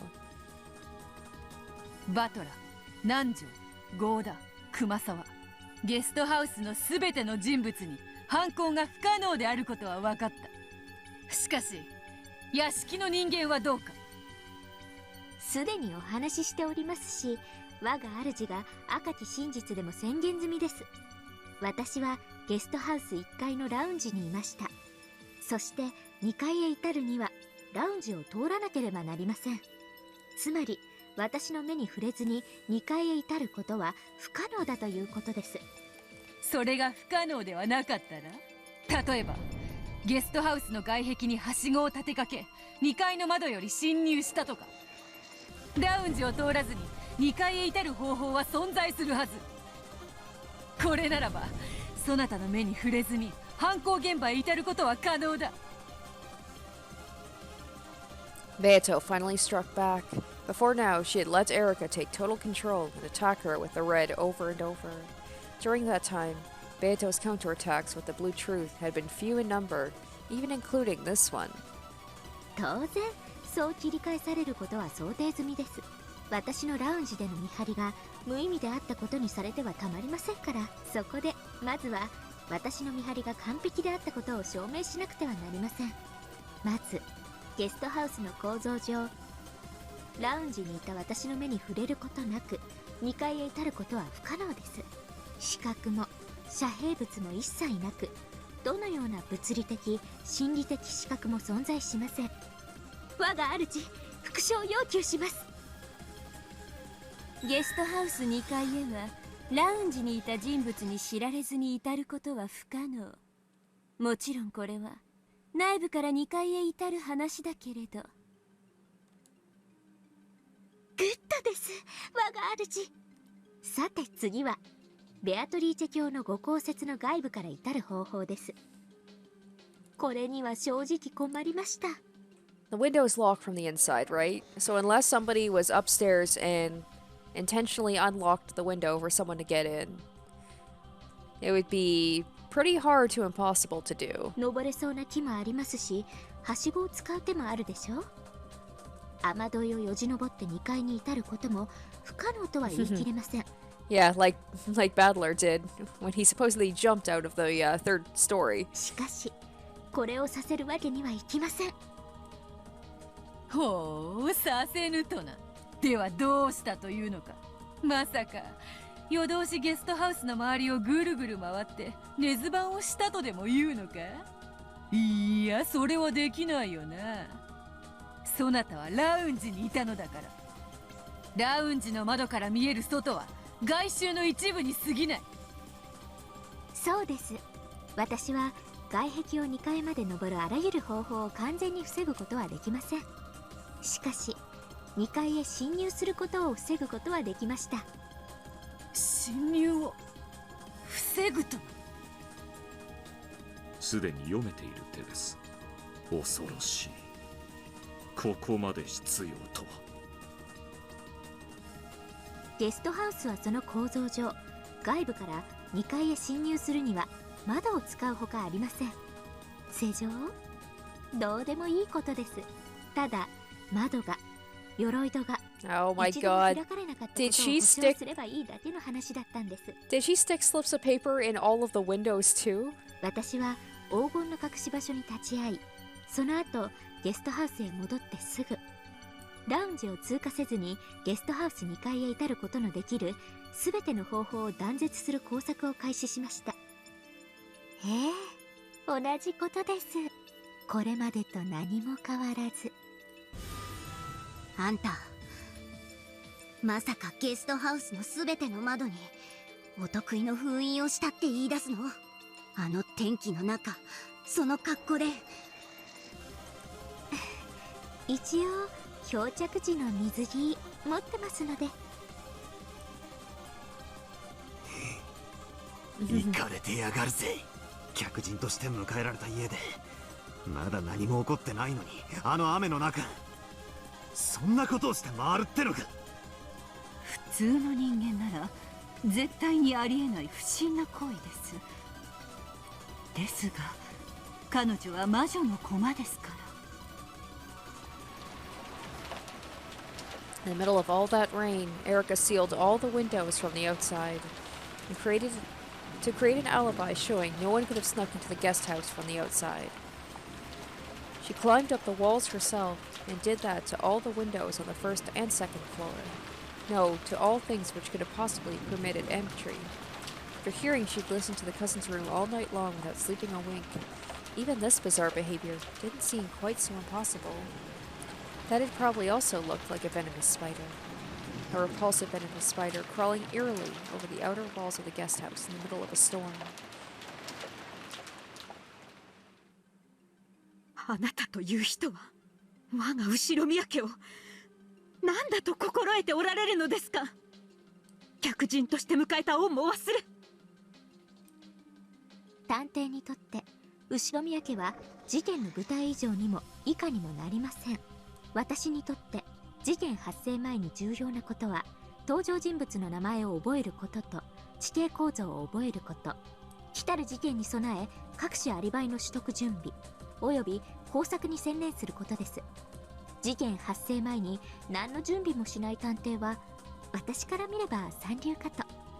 逗留先で人が死ぬと私たちは知っているのだから。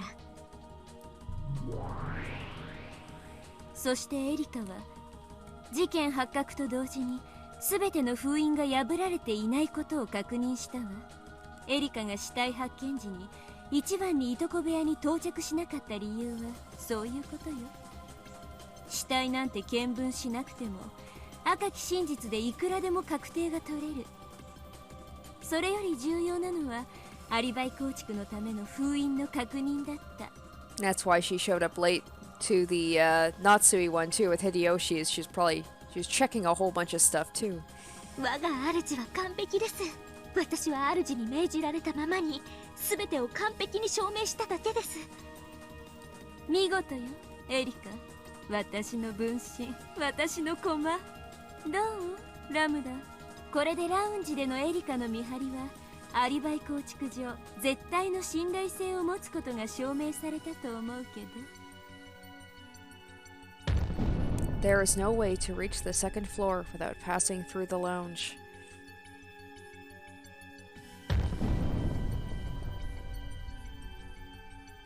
Oh man, oh man. Only 5 more. Not looking good for Natsui here. ええ、認めるわ。エリカ、あなたの封印は完璧よ。私が赤で認めるわ。ゲストハウス2階へはラウンジを通過しない限り至ることはできず、ラウンジにいたエリカに知られずに至ることは不可能。ありがとうございます、ラムダデルタ卿。以上により次のことが確定したわけです。大ベアトリーチェ卿、以上により犯行時刻は生存確認をした24時から、 So that takes out a couple more, ラウ doesn't ンジ it? で At だん least だ one んと more. 始まった午前1時までの1時間の間に限定される。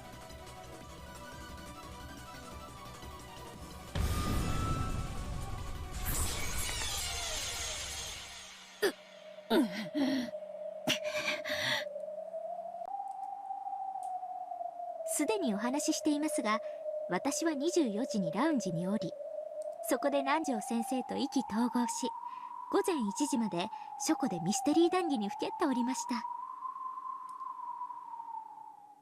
お恥ずかしながらすっかり熱中してしまっていたため、その間廊下を誰かが通り抜けても私は気づけませんでした。探偵にあるまじき痛恨のミスです。 After doing all that maneuvering and setting up seals to guarantee a perfect alibi, she became too engrossed in a mystery discussion and left an opening. This feels like a trap. Her relaxed smile was completely shameless, the total opposite of her words. It almost seems like it's the other way around. It's enough to make you think, yeah, this is an intentional trap, said in full awareness that only Natsui doesn't have an alibi for the hour following midnight. つまり逆説的に申し上げるとこういうことです。いとこ部屋に至って犯行を行えるのは24時から午前1時までの間にアリバイを失う人物だけということです。 Her eyes clearly hinted that Natsui was the only one who fit this description. The crime was only possible between 24 o'clock and 1 o'clock.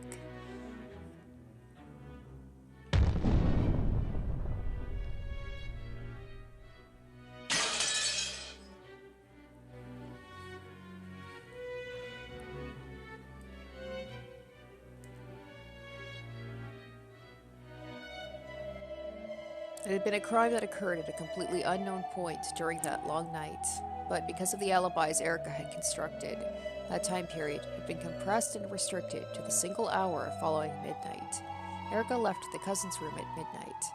This is the last time we had confirmation that George and the others were alive. And after the party in the lounge started at 1 a.m., it was impossible to reach the cousin's room by any method. 人間のくせに。まずいですな。一夜が1時間にまで封じられ、残す容疑者の駒もこの調子ではあとわずかでしょう。ベルンカステル共鳴、やるではないか。私、バトラと違ってバカじゃないの。こんなゲーム5度も繰り返せば手の内は十分だわ。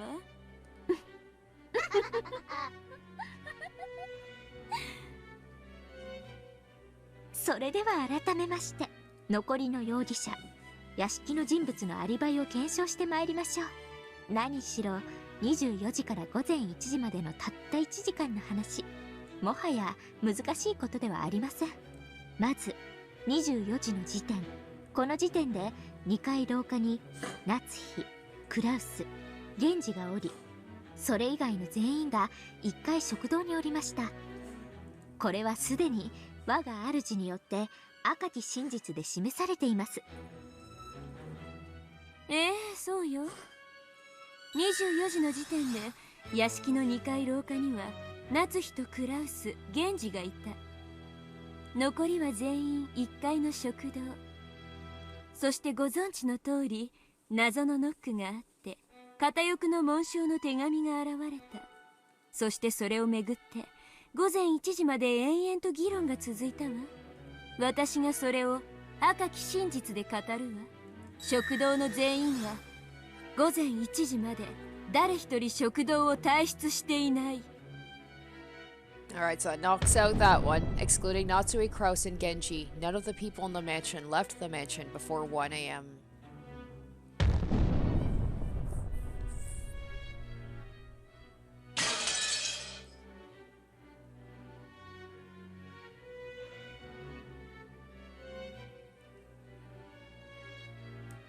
The time the crime was possible had been limited to between midnight and 1 o'clock, and it had been guaranteed that the adults in the family conference did not leave the mansion between midnight and 1 o'clock. This gave them all proven alibis. それをどうやって証明するのか。エリカはゲストハウス、誰かが食堂の扉にお得意の封印でもして証明したというのか。納得のいく証拠も証明もないぞ。I feel like Beatrice is grasping at straws right now. She's definitely pressed up against the wall. 赤き真実はただ真実であり、証拠も証明も議論の余地も必要ない。あんたが作ったルールよ。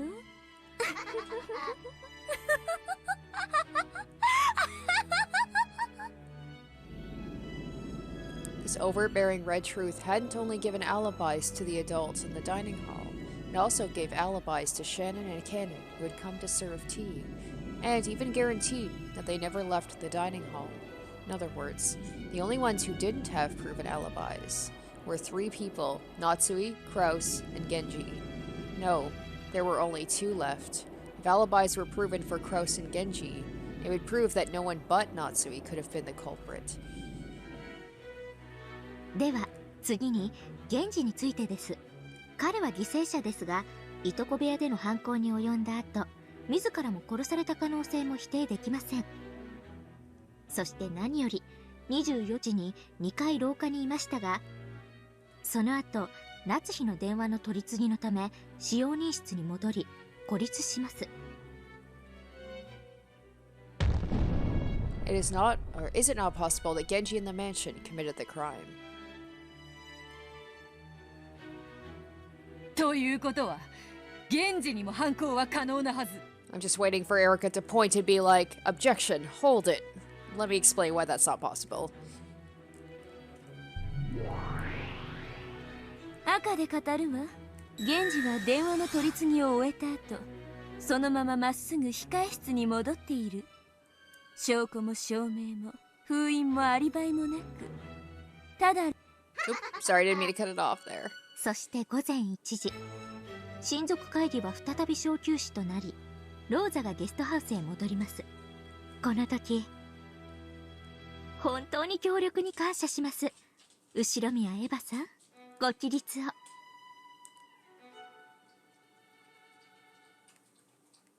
エリカちゃんだけじゃないのよ。私もきっと今夜何かが起こると思っていたわ。彼女こそは私に封印を教えてくれた方。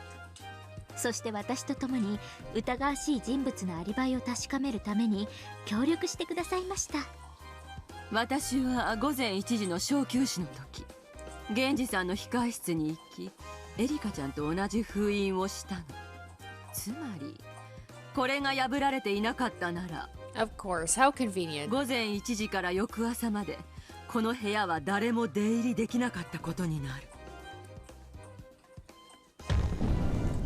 The murder of Genji is also restricted to the intervals of 24 o'clock to 1 o'clock. 続けてカノンさん、熊沢さん、ご起立を。Kanon rose expressionlessly, and Kumasawa got to her feet timidly. お二人は朝、起きてくるのが遅い源氏さんを起こしに行きましたね。そしてその時、扉に封印がされているのに気づき、それを破いて扉を開きましたね。はい、何かのいたずらだろうと思いました。あの時はそんなことは深く気にしませんでした。感想は聞いてません。事実だけを述べるように。封印を破って入室したのですね。はい。赤き真実でエヴァとカノンと熊沢の今の証言が真実であることを保証するわ。エヴァは午前1時に Alright, so now the only two people now are Kraus and Natsui. それは朝の事件発覚時にカノンと熊沢に破られた。面倒だからさらに付け加えるわ。午前1時の小休止で最初に食堂を出たのはローザとエヴァよ。エヴァが戻るまで食堂の人間は全員その場にとどまっていた。エヴァはローザを見送った後、控え室へ行き封印を行った。無論その際に室内には一切立ち入っていないわ。これらは全て関係者からの事情聴取で分かったことです。根拠なき赤き真実ではありません。証言から構築された正当な推理による真実です。証言だけでなく指紋の採取、各種科学捜査、可能な限りを尽くしました。何しろ金蔵さんの書斎はあらゆる薬物の宝庫。赤き真実に限りなく近い究極の真実である各種の調査結果を得ています。I bet Natsui's gonna get all upset, being like, how dare you touch stuff in father's study. はあ、サイエンスミステリーではないので、その詳細は割愛しますが。I was wondering how she could take fingerprints. Like, did she just show up in her bathing suit, but the only thing she brought with her was, like, a fingerprinting kit or something? As Erica swaggered around the cathedral, she arrogantly touted her scientific knowledge. She had thorough knowledge of all the chemicals in Kinto's study, and had used them to conduct a scientific investigation, which had now been acknowledged and made into red truth by Berkestel. Without going into too much detail, the result she had obtained would have been convincing even without the red truth. Fingerprint collection with aluminum powder, composition analysis on the mud under people's shoes, various chemical reactions from clinging rainwater. Erica had walked in and out of the study that didn't belong to her several times, using all manner of chemicals however she pleased without asking the family's permission. However, no one could fault her for this. The pieces couldn't hinder any action the detective might take for the investigation. That was the power of the detective's authority. 我が物顔とはよく言ったものよ。次より探偵を名乗る者は決して客人として迎えぬよう出会う者たちに忠告しよう。それがよろしいかと思います。探偵に雨宿りを許すなんて吹きつきあまりないことなんですから。以上から源氏の控え室へ至り犯行を行うのが可能なのもまた24時から午前1時までであることが証明されたわ。そしてさらにエリカの調査によって源氏にもいとこ部屋へ至るのが不可能であることが証明されたわ。It had already been made clear in Red Truth that, after transferring the phone call to Natsui, Genji had gone straight back to the servants' quarters. Now, based on the results of Erika's scientific investigation, they added a further Red Truth. Genji never left the mansion after 24 o'clock. This made it clear beyond doubt that Genji couldn't have reached the guest house, much less the cousin's room. Genji has an alibi. Alright.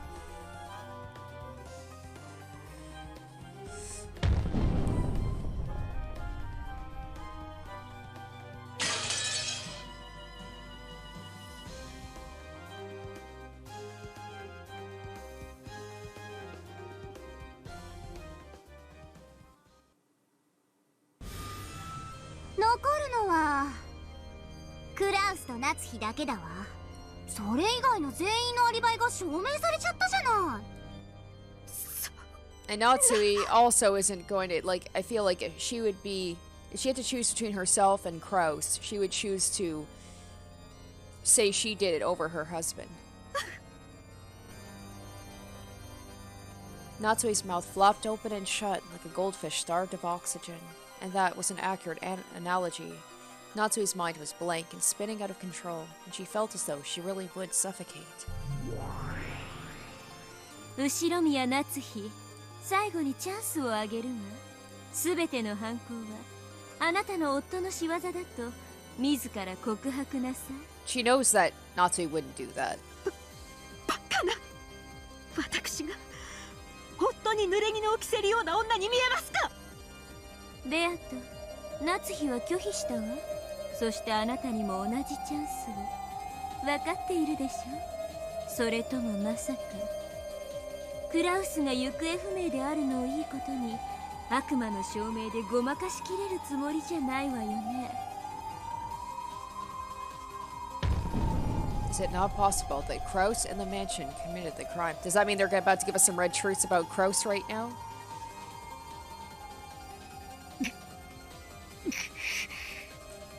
Beato realized that they were rapidly approaching the end of this battle. Normally, these alibis of Erika's would still have many places that Beiko could argue against using the blue truth. However, all those alibis had been accepted by Bernkastel and Lambda Delta as red truth, and Beato no longer had any room to argue. She's like, man, this is a lot harder when I'm going against someone who's competent. まるでエリカの書いた筋書きをあの魔女どもがそうなるように曲解してるみてえじゃないか。そうですね。ゲームマスターのラムダデルタ教が納得したならその真実の真贋は問われない。最後に残った真実に基づかれ続く世界が紡がれる。その最後の真実が本当の真実とどれほどかけ離れていようとも。クラウスおじさんが犯人のわけない。おじさんは何者かに監禁されてるんだぞ。I'm hoping they let Battler speak.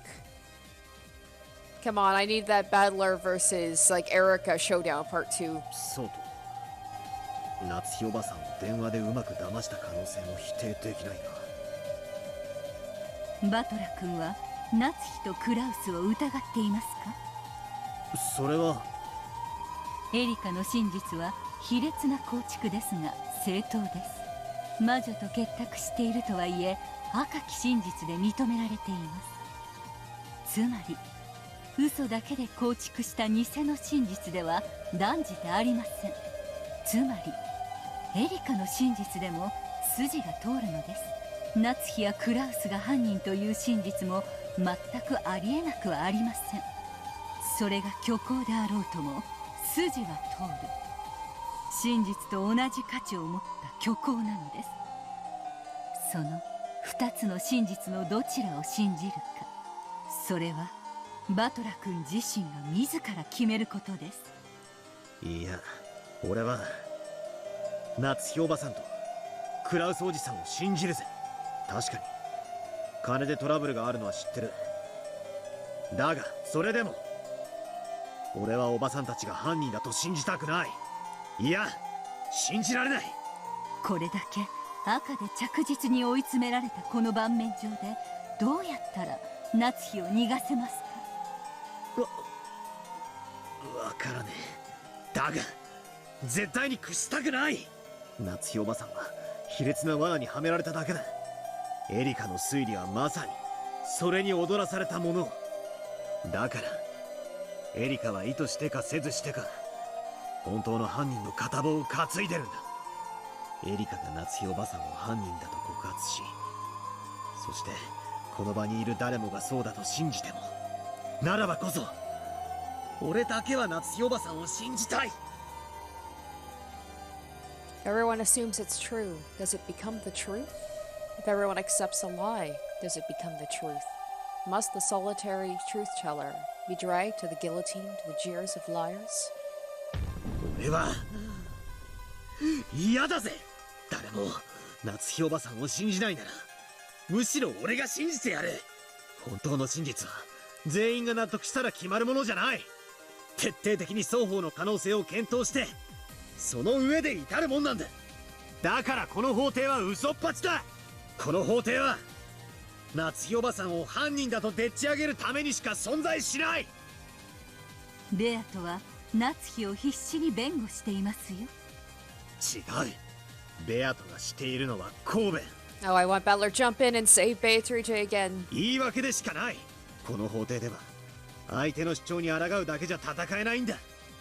だからかつての俺は I was about to say, it sounds just like what she did to him. He spent so much time just trying to resist the claims that he got bogged down and lost. エリカに勝つのに必要なのは奴の推理のあらを探すことじゃない。奴とは異なる別の真実を見つけ出し、それをあのゲームの支配者ラムダデルタにエリカの真実より正しいと認めさせることなんだ。ベルンカステル教の示した赤き真実に抵触せずに、夏日が犯人でない真実を紡ぎ出せますか。わからない。だが俺が夏日おばさんが犯人だと信じない限り、絶対に別の真実がある。仮に事件の犯人は魔女ということになってもいい。正しくない真実によって夏日おばさんに濡れ衣を着せられるくらいなら。夏日が犯人であるとこれほどの赤き真実を突きつけられても、あなたは信じないのですね。 No, he's just stubborn and loyal to his family. That's a pretty big thing where he said, I'll even choose to believe it's a witch over believe it's a family member. He's kind of like me. Like, I'm kind of being like, I just want Beato to not lose to Erica because she bugs me so much. I also don't want to believe Natsui is the culprit. And it's like Vergelia said, it's the most consistent truth where it's like either Natsui is doing it on her own or her and Kraus are working together. And all the stuff that we saw with the phone calls and everything, that could just be an unreliable narrator situation where we're seeing what Natsui sees, but does that mean that that's actually the truth? But I don't know who else to believe could be the culprit, if not a witch. 物事ってのは常に信じるやつと信じないやつがいるべきなんだ。たとえいくら証拠が積み重ねられようとも、誰かが潔白を信じなきゃならない。世の中には証拠じゃ示せない真実なんて Badler sounds so much like Phoenix right here, where he's like, someone, you know, even when everybody else believes that someone did it, I want to be the person who's on their side and who believes in their truth. みんながそうだと言うからきっとそうなんだなんてことを俺は二度と受け入れたくない。 How can you be sure that there's nothing on the far side of the moon if you've never seen it? Is there some reason you have to believe it? Until you see the far side of the moon with your own eyes, you can't rule out the possibility that nothing is there. And neither can you rule out the possibility of a thriving culture of space bunnies. You should never assume something is the truth until you actually check it. This court is maliciously trying to force a single interpretation on a truth that can't be checked. I once believed there was a society on the far side of the moon, but that was in elementary school, and I was made fun of and laughed at, so I thought it was embarrassing to think that a society lives on the moon, and I threw away that belief. I'd been told by a book my mom read me that rabbits lived on the far side of the moon, and I believed that for a long time. But when everyone else said it was wrong, I abandoned that truth without even trying to check it. Even without evidence, I abandoned the truth I believed in. And now everyone is starting to believe that Aunt Natsui is the culprit, even though not a single piece of decisive proof has been shown. There's no proof, but Erika's words sound reasonable, so they're probably the truth? That's your reason to abandon your belief that Aunt Natsui is innocent? 誰も信じないなら俺が信じる。本当の真実は否定と肯定の2つの目で同時に見た時にしか浮かび上がらないと俺は信じる。奴らが夏日おばさんが犯人だといくら信じさせようとも俺は犯人じゃないと信じる。それを捨てない。わかりました。ではあなたに私から一つだけ赤き真実を授けましょう。私が真の意味で戦う意志を持ったあなたに送る。Is the red truth that Natsui is not the culprit? Because that would be a good red truth to have. 力有限の魔女ワルギリアの名において、いえ先代の魔女ベアトリーチェとしてあなたに赤き真実を託します。後宮夏日 Oh my gosh, it is too. It is too. All right, that's the red truth. And she's not. Because I was gonna say, like, if their red truths are so set in stone, rather than dancing around and pointing out all the people who couldn't be the culprit, wouldn't it just be easy for Erika and Brinkasel to be like, Natsui is the culprit in red, and that would be it. You couldn't argue that. All right, this was a wild episode. I mean, I knew that Erika was going to go in on Natsui, but I didn't think we were going to go into some other plane, a courtroom, essentially, where it seems like she is just screwed. Erika has decisively cornered her. Things are not looking good for Natsui, but we have been given a very, very important red truth from Vergilia, and that is Natsui is not the culprit in red. So while it's looking not so great for Natsui and Beato, Erika just seems to be just completely owning them. We have that red truth. The Battler, I'm assuming, is going to speak up and once again come in and save the day, and I can't wait to see that happen. And hopefully Natsui will realize somebody is on her side. So I can't wait to see. I don't know how much longer this, like, courtroom type session is going to go. Is it going to be concluded next episode? I don't know. But I'm excited to see things turn around for the other side. Just because Erika's so smug, and I want to see her get owned again. So I hope you guys enjoyed this episode, and stay tuned next week for part 59. Until then, bye. Special shoutouts to my top tier patrons: Nana, Kaori Mikoto, Revealing Storm, Tequila Mockingbird, Jared Fan, Saya, Asborn Kennedy, Harry Gazif, Pancake G, iCognito, and Matt Goldsmith.